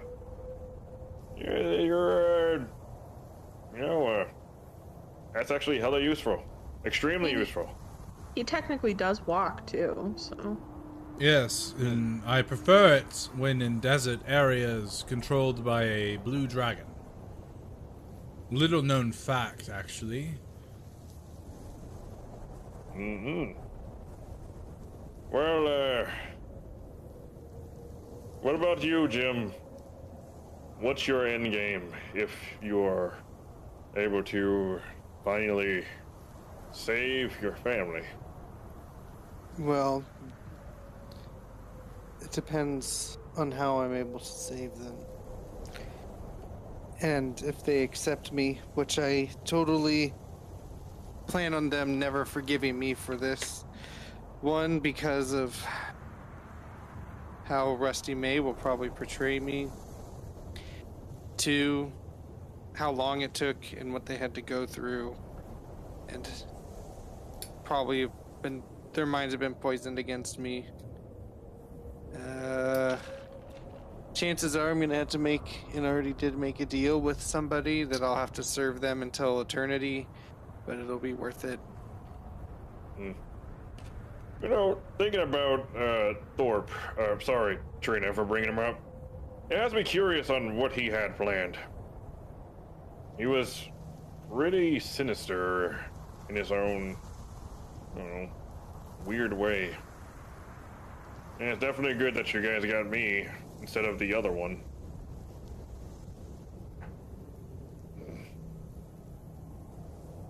Now I'm questioning my own morals.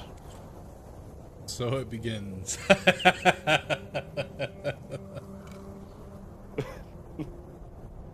Area, right? Want to share? Looks at Trina. Get your own wine. Just kidding. And then she passes the bottle over. Appreciate it. Takes a swig. He gestures towards Durgam. Want a taste? Sure. Is it Elven? Nope. Where's it from? It's some good wine, though. You have any cheese? Some good ass cheese. Well, actually, I'm all cheesed out because it got destroyed. Oh. But hey, wine. The wine's good. I need a drink. Here, I hand it back to Trina.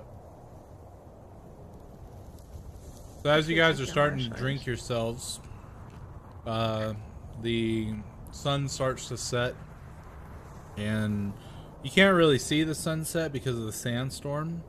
Oh shit! Yeah, you're able to pound back that wine, no issue.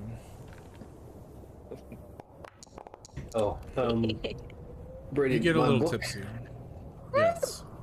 How much have I read from my book in the time we've taken to travel here from the spire, like the stone spire? The blood spire? After today, you've got 2 more days before you're done. Okay. So, like 8 hours each of reading, or what? Correct. I believe that's Okay. what the book says. I need to do 48 hours within 6 days. Yeah, I've got it marked on the map. Or Okay. on the calendar. You guys know how to open the calendar, right? Yeah. No.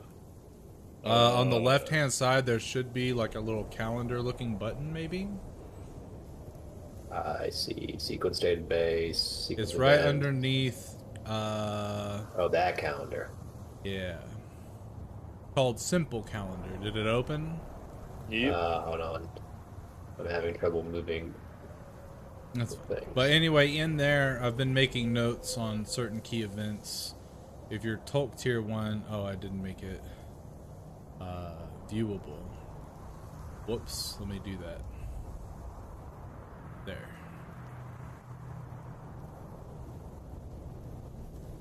Should be viewable now.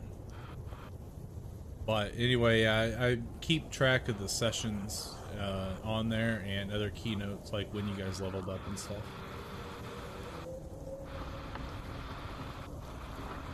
So, yeah, as you guys are passing back the wine and the sun starts to set,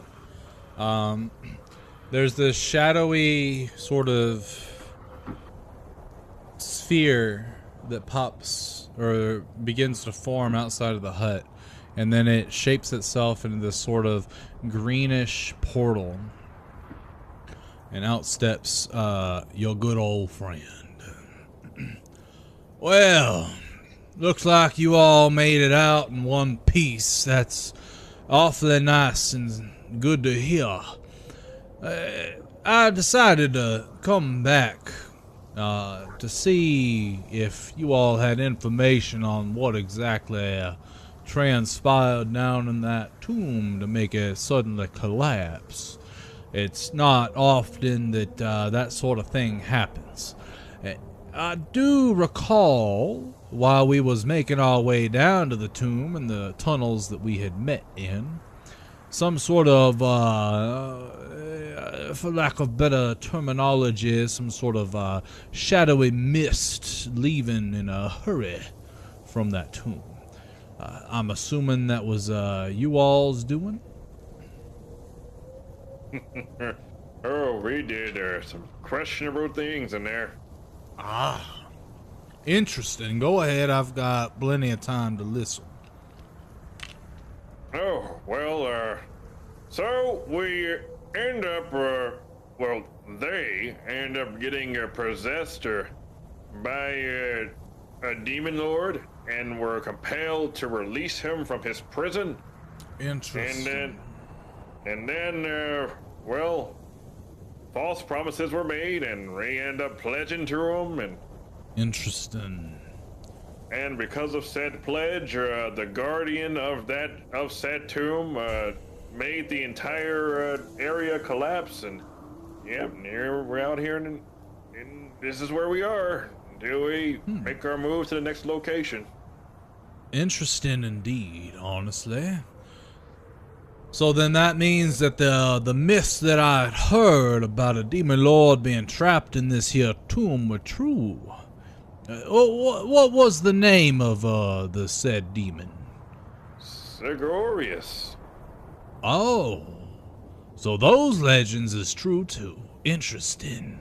He pulls out a book and you watch as he swipes his finger on his book, and you can see sort of a greenish flash every time he strikes the page. Sigorius came from Rakim's tomb then. And you all did you summon him on purpose, or was it an accident, or... Very much an accident. Well, he summoned himself.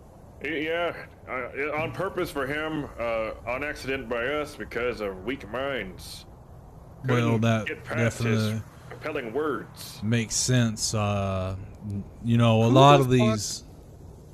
Decided to put his like soul thing, his revival ability, next to the spot like 5 feet away from where he can be revived. Maybe should have put him a little further away. Well, I honestly didn't get a chance to see the architecture of the tomb, but I can tell you one thing, is that this tomb was thought lost for the longest time. In fact, I've been searching for it for decades, and it wasn't until recently that it had become uncovered. So that's when I set out, and for whatever reason, perhaps it's coincidence or not, you all happened to get here at the exact same time as me and my crew to come and search the tomb. Well, whoever designed the thing made it as easy as possible to summon him. So I have some pretty sketchy thoughts about whoever imprisoned him. That they didn't want him to stay imprisoned. You see him sort of squint his eyes and sort of hold a finger up in agreement. Interesting thoughts. I'll have to write that down. Because if I was to design a place to where it was almost guaranteed that he would be resurrected, it would look like that. That's a mighty fine hypothesis you have there, Jim. Perhaps maybe not all your muscle is in your muscle. And he sort of like flexes, and he's actually pretty strong looking. Oh. He puts his spectacles. Jim puts his spectacles right back into his pocket. Perhaps maybe this whole tomb being locked away. What if, and this is all just a theory, what if this isn't the actual tomb that we've been looking for? Perhaps maybe the real Rakim's tomb is still hidden deep beneath the earth. Which is mighty concerning to think that somebody was able to construct this or uncover, maybe. I'm not exactly sure, but it is worth looking into, and I am a purveyor of the truth. Well, the truth is, everything said that Rakim's alive. Perhaps that's because Rakim's the one that put Sigorius into his banishment, his chains. Did he though? Well, that's how the story goes. The fall of the Zeridel Empire is said to be because the king had used his empire, the power of each individual, to seal the demon lord away for good. But, of course, being it is almost being a deity in itself, it's not that easy killing a demon lord, especially because I don't believe they went to his home in the abyss. But they definitely trapped his essence so that he could not continue to pervert the minds of the mortals here on the material plane. So in essence, he was successful in some way. But I believe that the sayings of Rakim's alive is a somewhat of a mockery to Sigorius, to show him that, or maybe a reminder that once he is freed from his prison, that he remembers how he got there in the first place. Regardless, the man with the sword, the guardian dude, said that Rakim found potions to make him live forever. And he was the greatest alchemist of his age. God, I wish there was warning signs on that fucking door where That would have been really nice. the essence of a demon lord was. here's a question. Who was the guardian? Do you have a name, perhaps? Or some type of depiction of this person or thing? By minor illusion, what I saw. He looked like he could have been an actor at some point. He had a Interesting. very strong jawline. And as you minor illusion And he lids, also looked very dead. so talk to your minor illusions, and Lid starts looking around. Can you make this thing opaque, or translucent rather? If you're doing something in there, I can't see you. I do so? You hold your hand out. Ah, there we go. Ah, you don't say. You see, this here gentleman, this was the best friend, the comrade of Prince Rakim before he became the king. His name was Abel.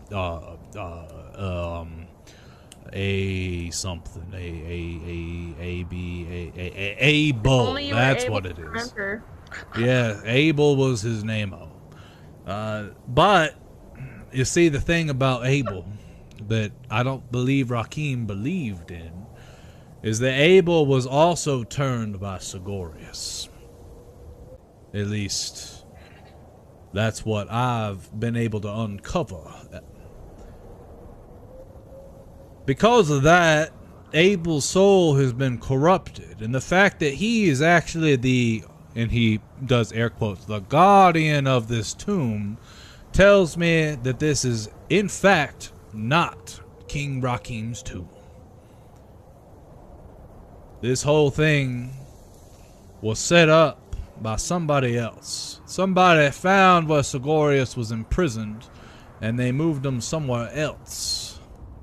Somehow, I don't exactly know how it works. I've never trapped a demon myself. But this is all really concerning.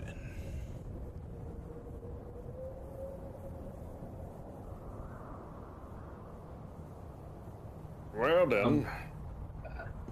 So, are you gonna excavate this area? Oh, indeed. In fact, I've come to start. How are you gonna do that when there's a blue dragon that views this as its territory?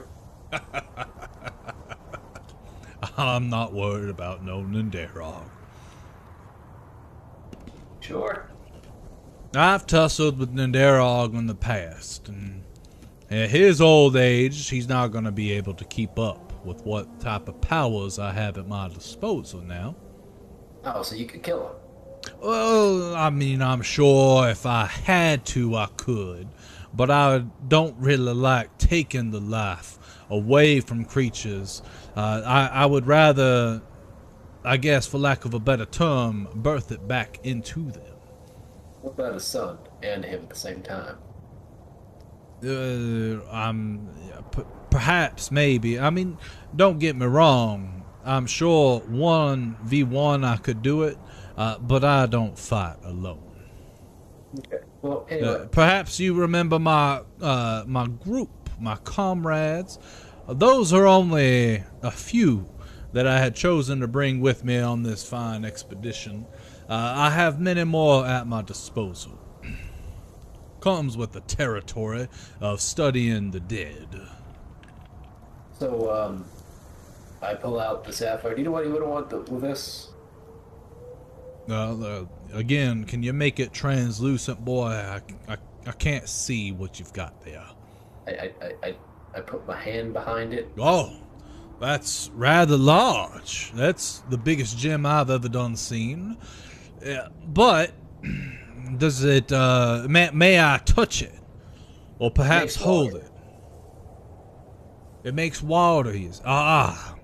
So this here is the sapphire of the Dune Sea. Then, am I correct in that assumption? Yes. Yes, this here artifact, this is what this is the pristine, the pride and joy, the jewel of the Zeridel Empire. But, it was long thought lost, actually, and really what had happened was the royal family had buried it to make sure that the people didn't try to fight them for it, to circumvent greed before it even becomes a thought.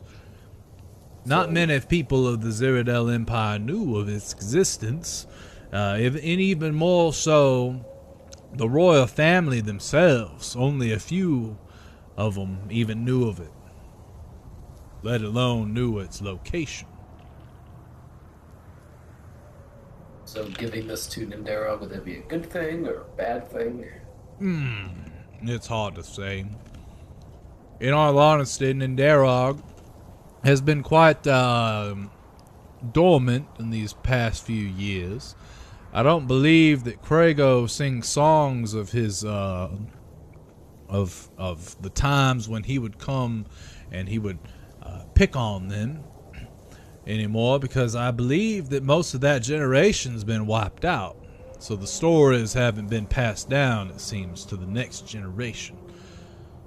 Having said that, there's no real telling why he covets it, except for the fact that it's just a large jewel. And dragons being dragons, that is kind of what it is that they seek. Especially blue dragons seeking sapphires, red dragons seeking rubies, green dragons emeralds, and etc., etc. Oh, one more question. We met a genie in the desert, and they mentioned something about something being released in Grego.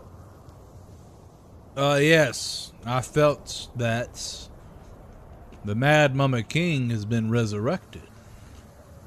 So is that we should not go back to Krago sort of issue? Well, maybe if you're looking to maybe fight or something like that, perhaps. Also, if you're looking for a good place to die, that'd be a good spot to go. From what I understand, based on the tablets that I have read, the tapestries, is that when the Mad Mummy King is resurrected, the city of Krago will ascend to its true heights, whatever that means. More than likely, there's going to be a mass genocide of the people, and the Mad Mummy King is probably going to mummify all their corpses and start himself an undead army of some sort. Now, is this the beginning of the end of the world? Probably not. But it could be the new, I guess, rivalry for certain empires, looking at the Thurian for sure, being so close and having a hate for magic in general.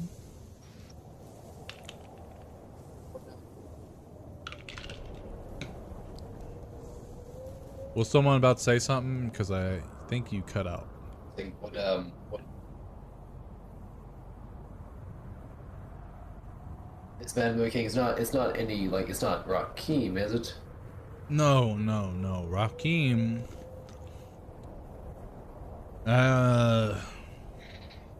Well, maybe.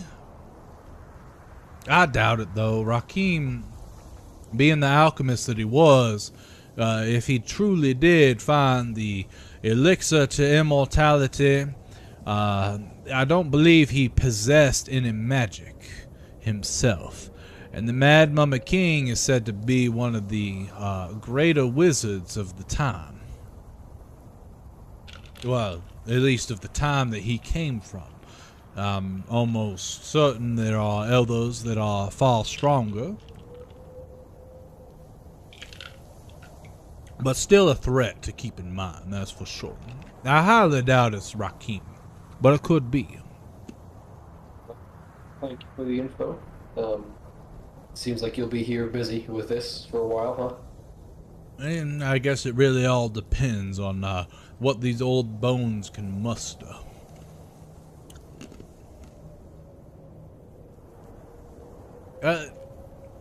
Is that it right there? And he points to the general location where the tomb was. Yes, sir. Well, if you all is looking for something to do, I guess, to pass the time, feel free to come and help. But otherwise, I should go ahead and get to work. I got my spells for the day. I forgot to do that. And do we do a long rest or no? You're about to. Okay, about to. Okay, I couldn't tell if we did or not. Yeah, essentially a long rest until it's completed. You haven't gotten the stuff from it yet. Okay. But yeah. Well, glad you all made it out safe and sound. And, well, sorry that another bit of misfortune has fallen into your lap. But, and he holds up a finger, not all is lost in this world. Do not think. Do not fret. You will find your guiding light. I guarantee it. I have seen many a people fall to the bottom of the barrel, only to get back up stronger than ever.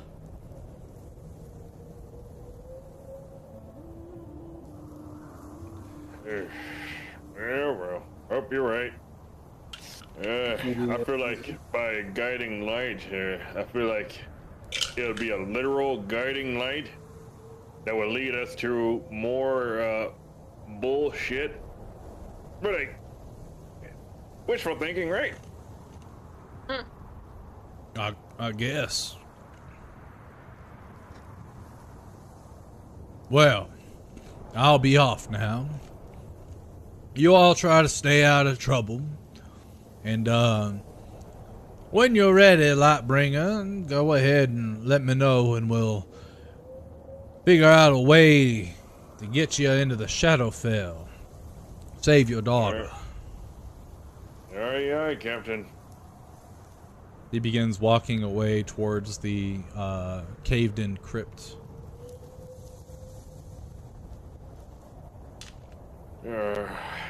Lightbringer, like, just pops backwards into the sand.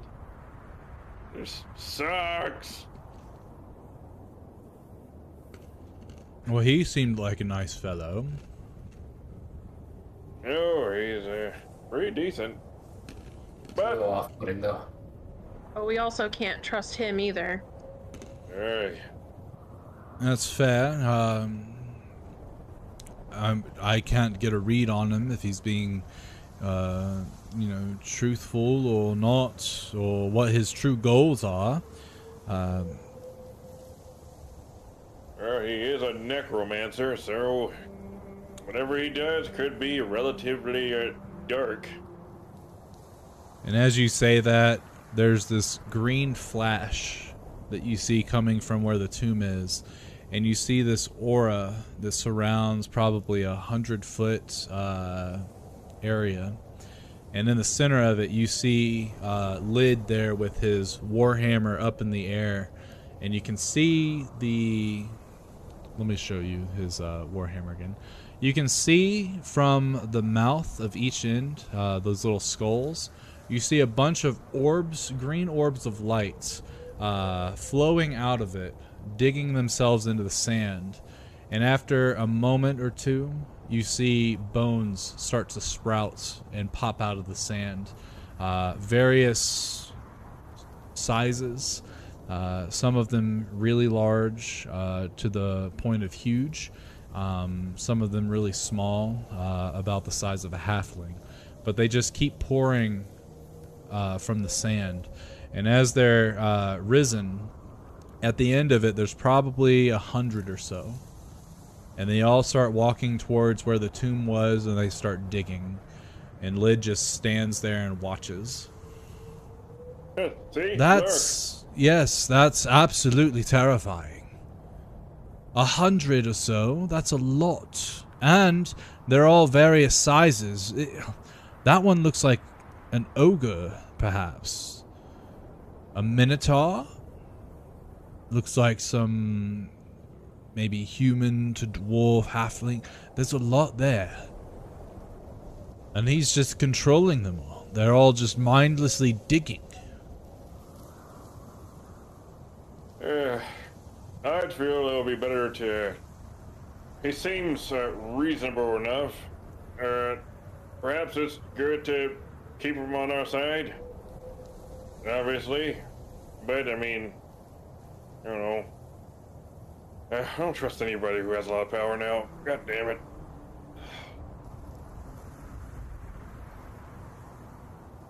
I can understand that. You know, power is said to corrupt, which perhaps maybe that's why I am the way I am. I've never been powerful, well, compared to other dragons. I've even heard of some of my own kin being corrupt with their own power. Somehow the greed got the best of them. It does happen. And it's heartbreaking to hear.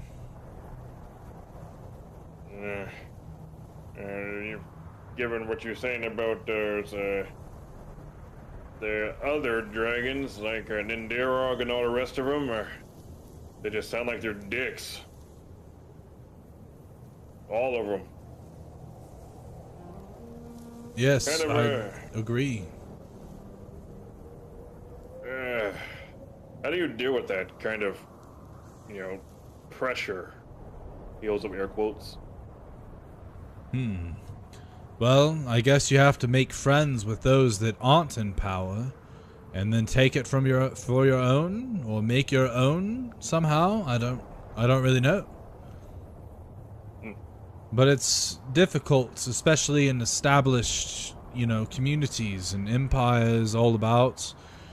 Maybe if things were like to be given a fresh start, you could carve out your own piece of the world. Make it whatever you want. do-over button. Yeah, but isn't that what all of these, higher-powered folk are looking for anyway? If something's not going their way, they just hit the do-over button again with destruction. I guess so.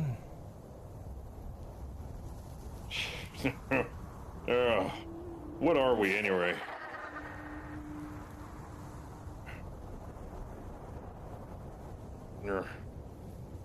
What are what? What are we anyway? What is our purpose?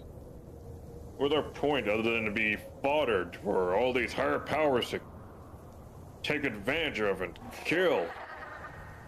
I think you just figured out our purpose. We're just pawns on the game. Yeah. Jeez. It is what it sounds like. I mean, that's kind of how it works. Those in power get those that don't, give them promises, and then exploit them, don't they? Lightbringer is like twitches his head a little bit and like shaking his head. Yeah, exactly. You all hearing that? Hearing what? Laughter. The Lightbringer stands up. Won't stop. No, we don't hear laughter. Are you okay, friend? Alright, I just need some air. I'll be back. And Lightbringer like walks out of the hut. Okay. Durgam kind of looks over to Trina and Babushka and then to Three-Toe Jim and Tolktir. Does he hear things often?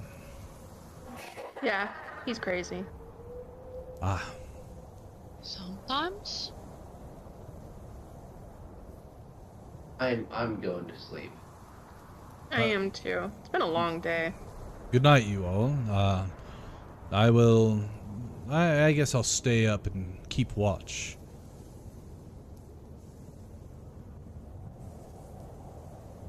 Well, Dad, you sure made a mess of things. Well, yeah, looks like I have. This favor wasn't good enough?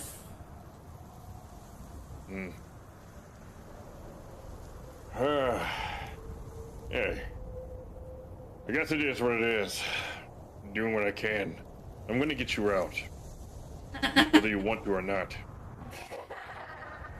Oh, don't be silly, Dad. You already answered the question yourself. You don't have the power to do it.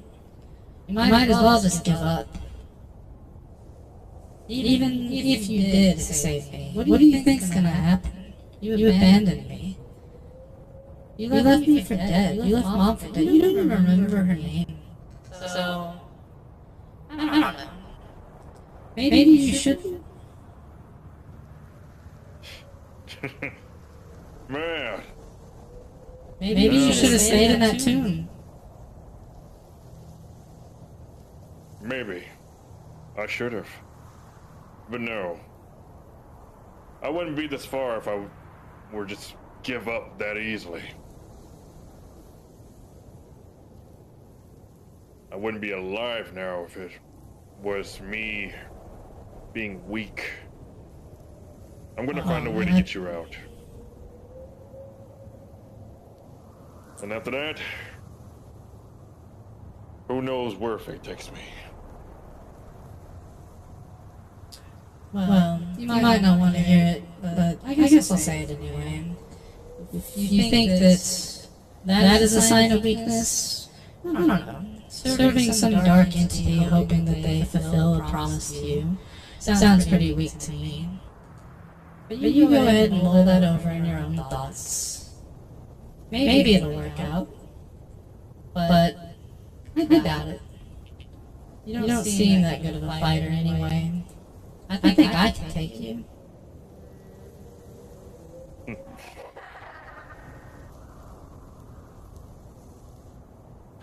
Lightbringer just takes a deep breath. Like, I'll find a way to get you out. Then maybe I'll roll over and die. You don't hear any response. And Lightbringer cracks his neck and walks back into the hut.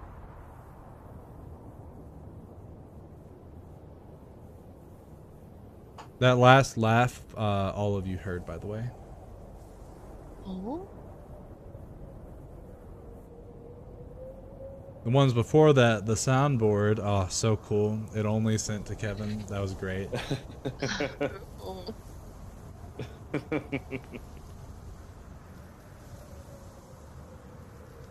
So, that giggle that follows you, is that your daughter? Lightbringer just looks at him, just nods. Why would she torment you like that? If you don't mind my asking, I mean, clearly you're trying to save her. I would think that any reasonable child would see that and not torment their father, unless perhaps maybe the reason she's captured is kind of a reflection of what sort of transpired today. I don't want to make assumptions or make you angry. I'm just speaking out loud. It's kind of what I do. It's my toxic trait. Yeah, being able to, cope with this whole thing and think for a little bit. So, story is, I was betrayed by a few of my own people. My pregnant wife, who was pregnant with her at the time, almost weeks from being born, was cut out of her, and it was assumed that she was dead. My daughter, prematurely born, thrown into the flames. And since then, when I made my deal with the Spader, I was under the assumption that I had no family anymore. I just wanted to take revenge for that betrayal. I got that revenge, and I just became a servant of the Spader ever since. Obviously, not a servant anymore, but as of recently, I find out that my daughter is still alive. And not only is she alive, she's on an entire different plane of existence. More than likely, she was being raised by someone in this plane of existence to be corrupt, to corrupt her mind into hating me, that I abandoned her. Seems there's no convincing her unless I use my actions. At this point now, just gotta see if I can get her out. That's why I said what I said earlier. Interesting. Well, I hope that you're able to save her and perhaps let bygones be bygones and be the father that you said you wanted to be. No doubt she might, I guess, if she is truly tormenting you, if that truly is her, she might hold a grudge for a while, but yeah, I've seen love conquer far worse. Yeah, but it can go one of two ways. Either I'm able to actually be her father, and she'll let me be her father, or I die trying. Either way, I'm okay with it. I've dishonored everyone that I ever known. kind of accepting of it at this point. Of whatever happens to me. I don't know my purpose anymore, aside from saving my daughter and just being done with after that. I understand that. Well, I hate that you feel that way, but, you know, I guess there's really nothing I can say about it. I don't know you truly, but you seem to be doing right by these people anyway that you're with, for the most part. So maybe that's a tiny win. Well, you know, obviously there was more than likely some ill intent that Despater had in assigning me to them. Yes, that I would never know. Now, in theory, you don't have to do it, so that's got to be neat, I guess. Indeed. Oh no, if he catches up to me or someone else who's followed under him, they get to have some words with me. I'm curious on what they say. More than likely I'll have to bleed them. Bite. Who knows? I just betrayed the person that saved my life. The deity.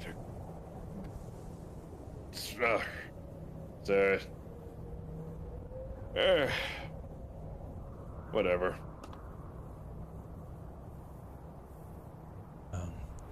Perhaps you should just get some sleep. Try not to think about it too much. I'm sure Despater, was it, right? Maybe he'll understand that it was just a somewhat moment of weakness. Obviously, you had a feeling that Despater wasn't being upfront and helpful in some way, and, well, someone that presents themselves in a time of need is, I guess, generally more accepting, right? Yeah. That's the compelling part of it that you explained a little earlier. Yeah. Lightbringer lays back. Unfortunate. I may more than likely regret this. I'm already regretting it now. Let's see if I'll regret it even further. Yes, I guess we shall see. Yes, go ahead. I'll keep watch, and in the morning we'll go drop off the Sapphire, or maybe just get the hell out of this desert. Alright. Alright, see you in the morning. So, as you guys all go to sleeps, let's see. We'll start with Babushka.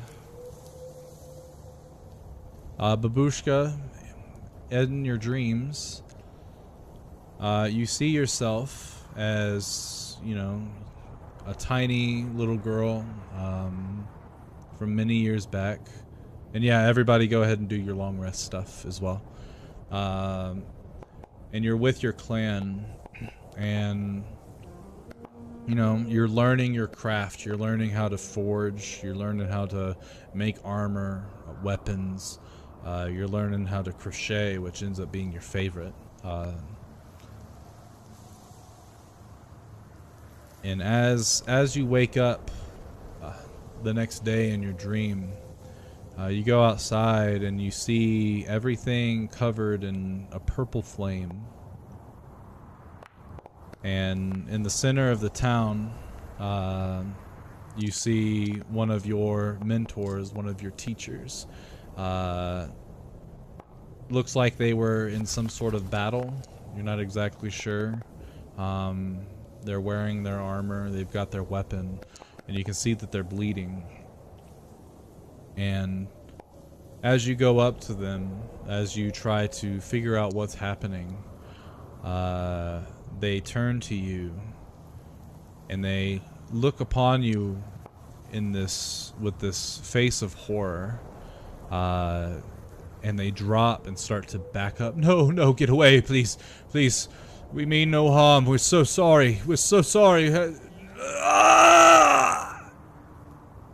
And they die. And you look behind you, but nothing's there. You look around and all you see is the huts and houses and stores burning in this purple fire.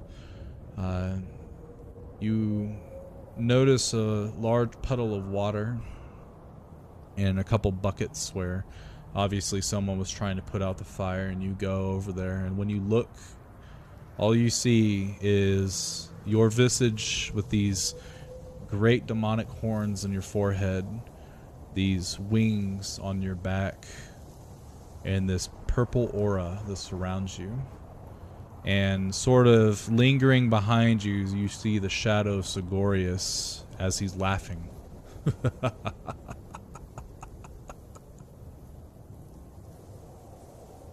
Trina, as you fall asleep, you remember your times with Mal when you were essentially first starting to date, and you remember how in love you were, how blissful every moment with him was. And then your goddesses come forward and they give him a task. And you've been separated many times before. And this time, though, when he says goodbye, he embraces you for a lot longer than normal. Almost as if this is the true last goodbye. And as you're embracing him, you don't really think about it until he lets go. And as you call out to him, saying to be careful, he doesn't look back to you. He doesn't return a smile. He just continues walking, which is also puzzling, a little different. And as he walks away, his shadow starts to creep up on him, and it reaches out and grabs him by the neck, and it pulls him into the ground. And as you run over there to see what had just happened, you're met with your own shadow, the shadow of your past selves. Hundreds, thousands of them all look staring you down, wreathed in this purple aura, these demonic horns and these great bat-like wings.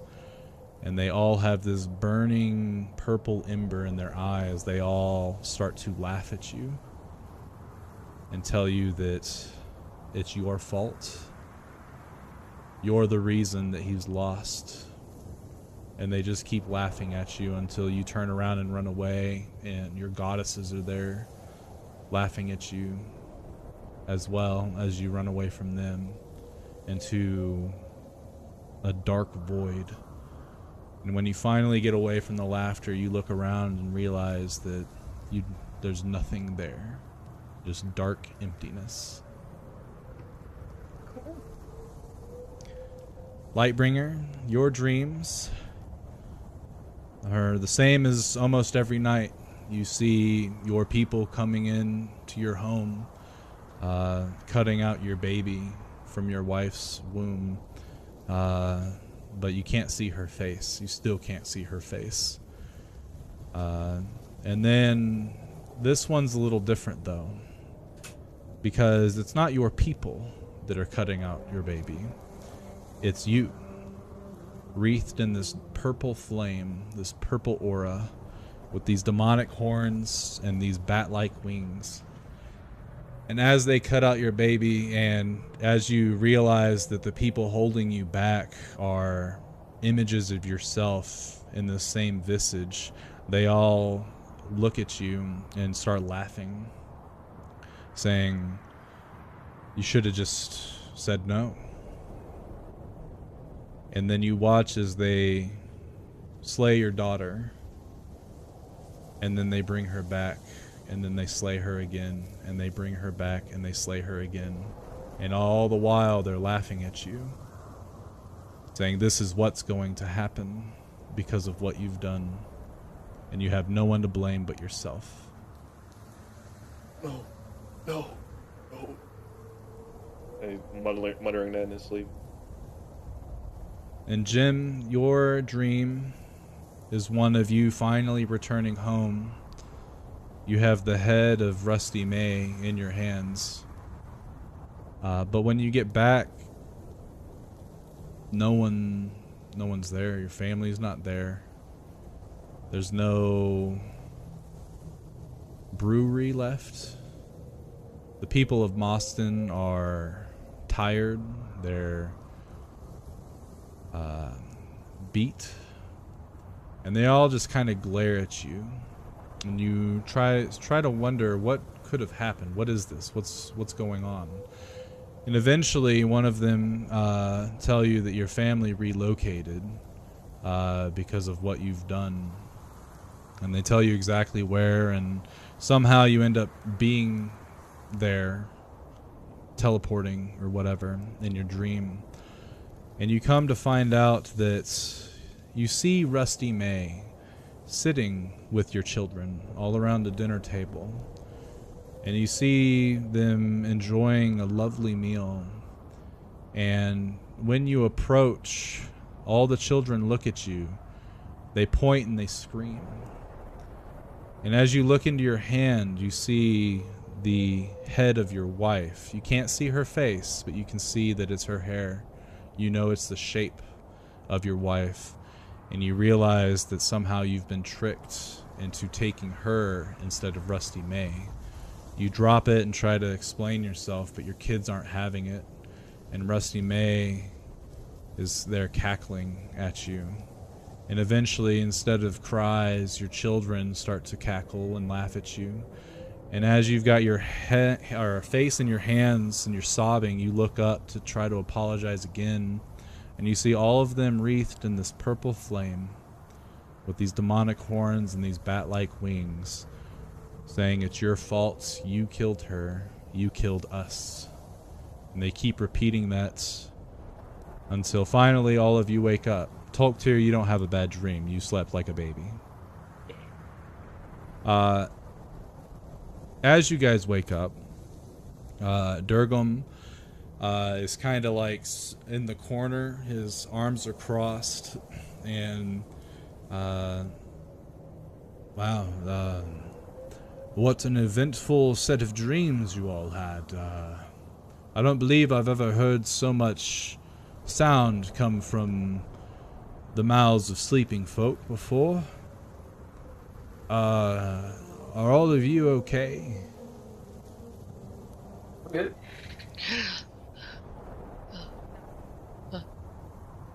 Not only have we had a shit few days, but then now I'm getting nightmares.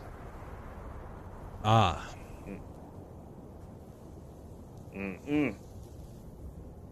Hey, Tolktir, Yeah. you still have that ability to take things back? Card.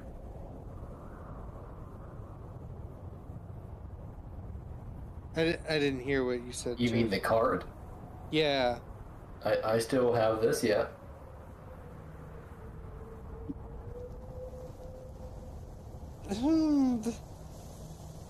Might be a good idea to not unrelease that demon lord. I'll do you guys a little. I'm holding on to this. I'm holding on to this. Oh, I'm sorry. You waiting for a bigger thing than unleashing pure evil Yes. into the world? I've been with you guys for 2 weeks, and this has happened in that 2-week span. I imagine much worse is going to happen in the future. Okay. That's a pretty safe assumption.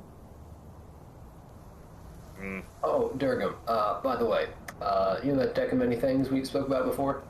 Yes, the tricks of the witch, right? Yeah, I pulled some cards and I got all good ones, and except for one drawback, but like just a deal will go sour in the future with me. But I got a card that will let me undo one thing. Ah. And you haven't used it yet because things aren't shitty already? You know what you could do, right? Let me finish. you've been with us for what, 3-4 days now? Correct. And how fast have things gotten worse in that 3-4 days you've been with us? In 3 or 4 days, it's gone from 0 complaints to every complaint I could possibly think of. Yes, but each And day I haven't seems even to- had enough breath to voice them all. True. But I am imagining something bigger on the horizon, so I'm going to keep all of this. Yes, and what happens if it's too late? Well, I have, Hear me out I have, real I have quick. ways of allowing myself time to use this. So a lot of bad things have happened in the last 4 days, right? Yes. So you could, in theory, undo those days and know ahead of time what you're walking into, so you can avoid that and perhaps maybe, just maybe, avoid talking to evil people in the future and not so many bad things will happen. And the reason I say this is it sounds like you're telling me not only did you bring me here with these cards, even accidentally, but you also have the power to send me back. That's what that voice that you spoke out to was saying, that you have the power to send me back. Now, a person has power, but I can only use this card. Say, like, you grab the card, it wouldn't work for you. well, I understand that. And you can send me home. I think there's easier ways to do so. So. Easy, you say? Easy sending someone back hundreds, if not thousands, of years in the past. Right, you are. It should be a walk in the park. Just, I see your point, but I'm going to hold on to this. Very well, perhaps at least think it over. Like your friend Jim has said, you all accidentally did release a demon lord, right? Accidentally, the key word here. Something you didn't intend to do, you have the chance to undo it. Lots of people will die, 100%. I can guarantee that if there is another demon incursion. And you have been marked by one of the demon lords, and someone's going to hunt you. That's how it works. So... Yeah, here, Nope. You gotta understand... I'm walking over, I'm grabbing the sapphire and shaking it, making the water come out or something. Tolktier, you gotta understand that we just set Don't care, forth you in guys. motion a demon incursion, which... Shaking the gem braid, does anything happen? Yeah, I mean, it's like a watering can when you do it like that. I am drinking the water. We literally unleashed, like, the abyss on the world. If we undo that, the demon prince doesn't show up, and probably will stop all of the bad things that you're saving for the future. No, yeah, space coat. No. Yep, I'm holding on to this bad boy. Hey, but that means if he were to undo everything, I mean, you won't do anything worse in your life. Hey, but if he were to undo everything, that means you guys will be stuck with Thorpe again, and who knows what he would do with your guys.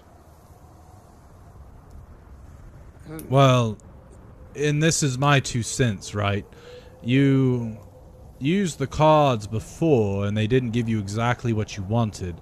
What makes you think this undoing is going to undo what you say, but not set in motion other things that could have taken place that are far worse? Yeah, you say that, but how can it be far worse?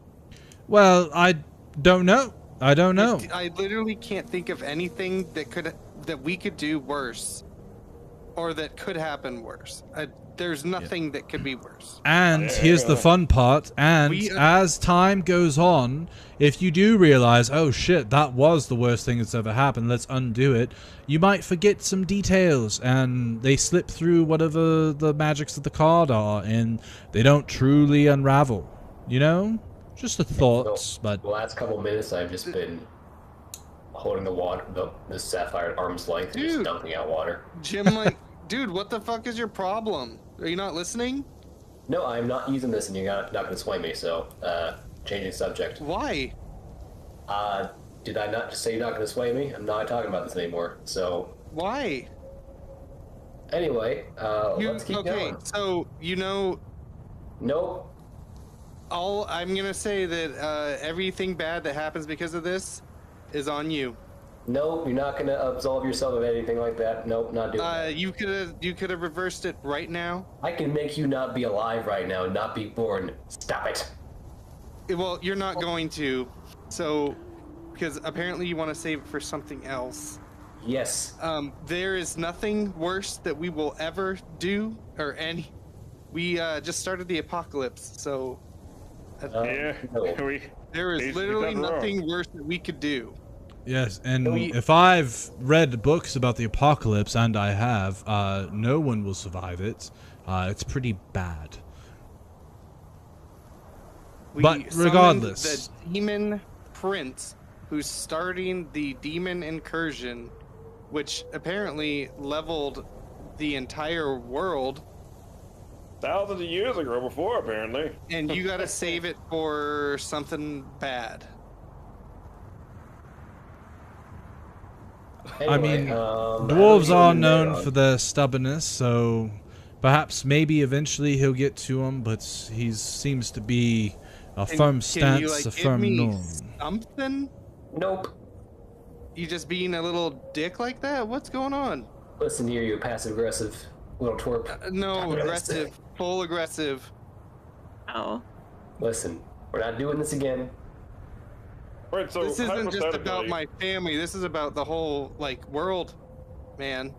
Hey, hypothetically, what if a someone who is extremely strong, right? Hear me out, were to attempt to do what they did and attune to you, and possess your mind in such ways to make you use that card. Is it possible? We can give you a sit here and say suggestion? hypotheticals all day. I'm not gonna do it. So Well, I'm talking Why? about is it possible if someone extremely strong were to suggest that you use that card? anyway, Dude, why won't you just say something?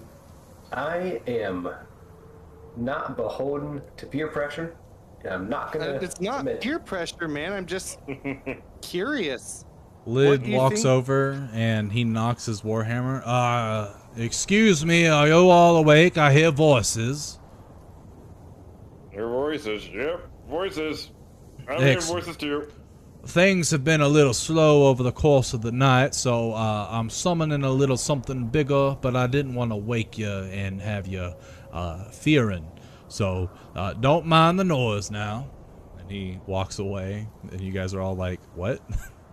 And eventually he summons, you watch as all the skeletons, as they're digging, they suddenly stop and crumble into dust.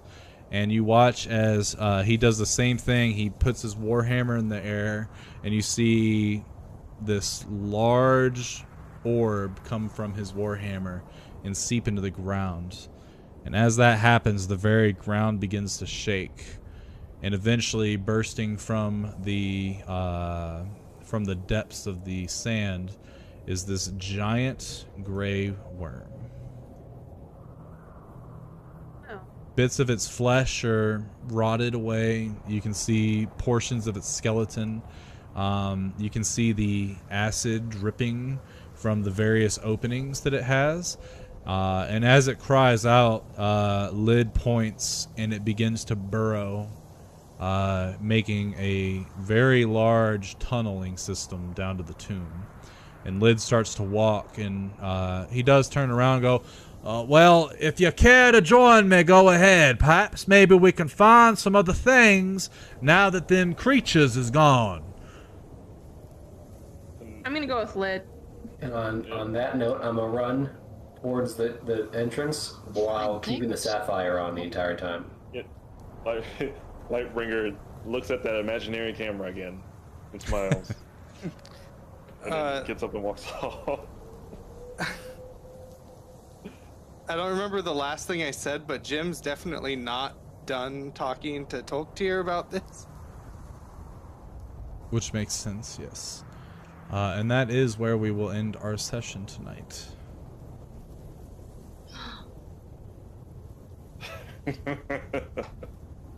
Lots of Oh. happenings. Drama. Hey, man, come on, Jeff. You can redo this entire campaign. Oh, if anything, I would just say make sure the Demon Lords never came here at all, and then it would just kind of void everything. It really would.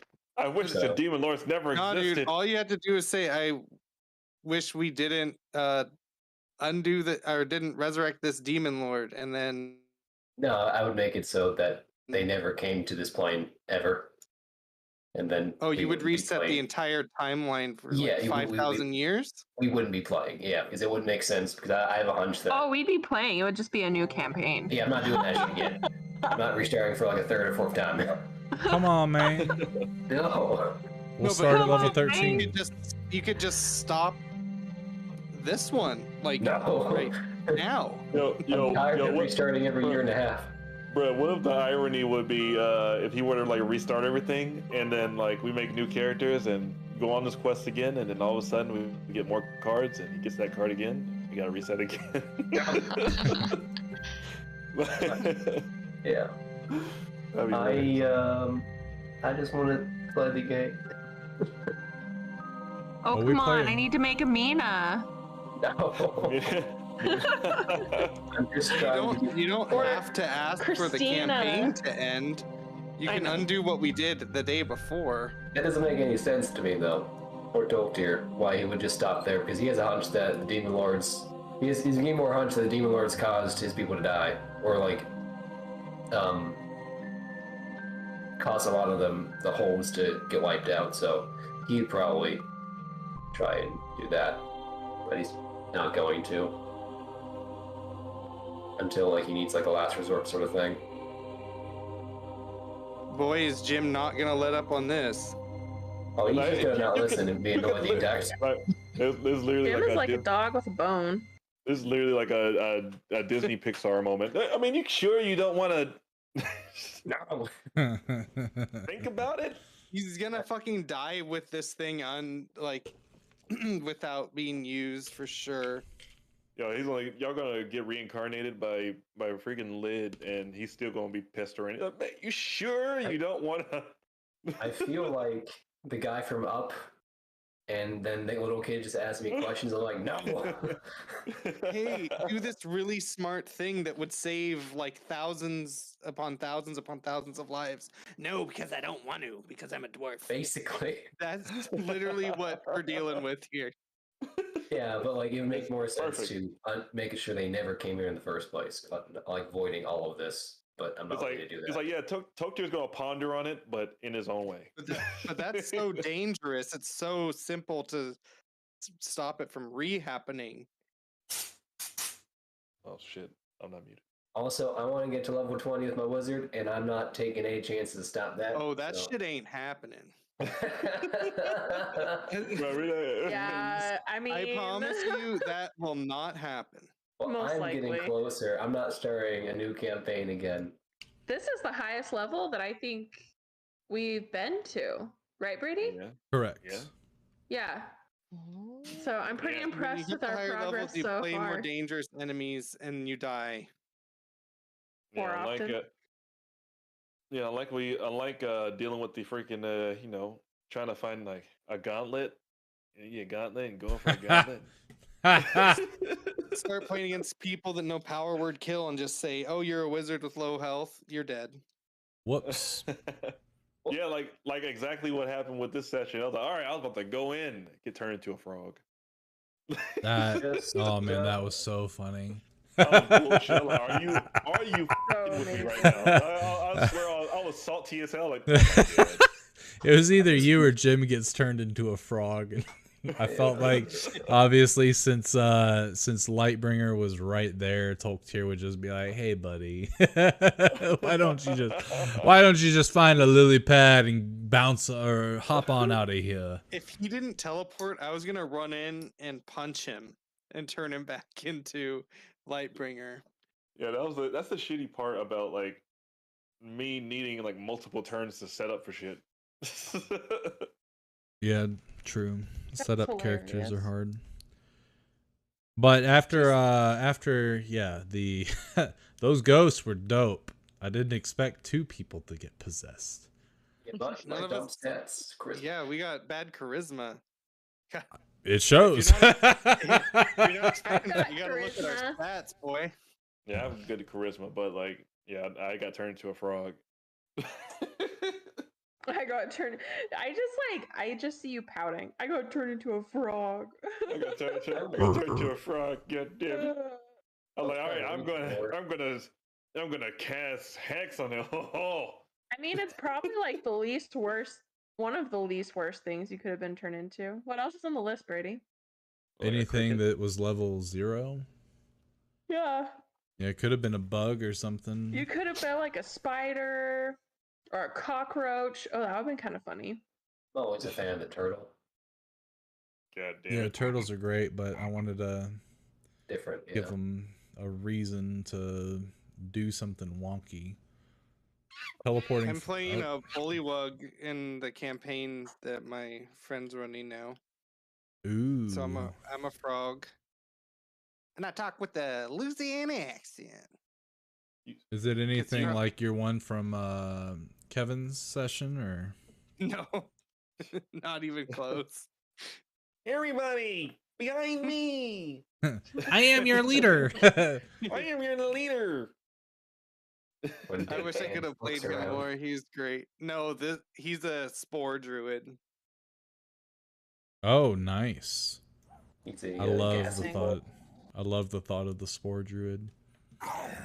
I'm trying to work out if I like the mechanics of it. I 3D printed 2 versions of him. One when he's like chilling, like a normal, and then one when he's got the symbiotic entity. Hmm. You know. Which book was it from? Tasha's? Yeah. I don't have the picture saved. Yeah, I'm gonna end my stream real quick. I'll be all right. I'm back. Oh, I meant to mute myself. That's all. Anyway, yeah, that was a hell of a session.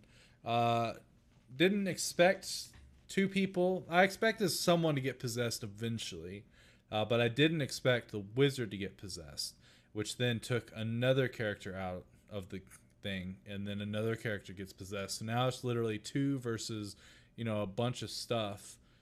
But yeah, so, and I mean, I didn't expect them to fight until the end anyway, because of who the Death Knight was. He was able, from the last campaign. I'm using a lot of Gerald's old stuff that he used because he put a lot of work into those characters, and I want to give them some more story because they're really cool characters. So that's kind of where that whole thing comes from for sure. But yeah, the whole Sigorius thing, I understand that was pretty awful, summoning a demon lord, but that's how demon lords be. And yeah, a lot of bad things do happen to this party. Eventually something good will happen. I'm thinking of something, but I want it to literally be, I want it to be dope, but I don't want to feel like I'm just giving them something because I throw a lot of shit at them. It'll be nice. It'll be nice. So anyway, thanks for coming out. Hope you had a good time. And until we see you next time,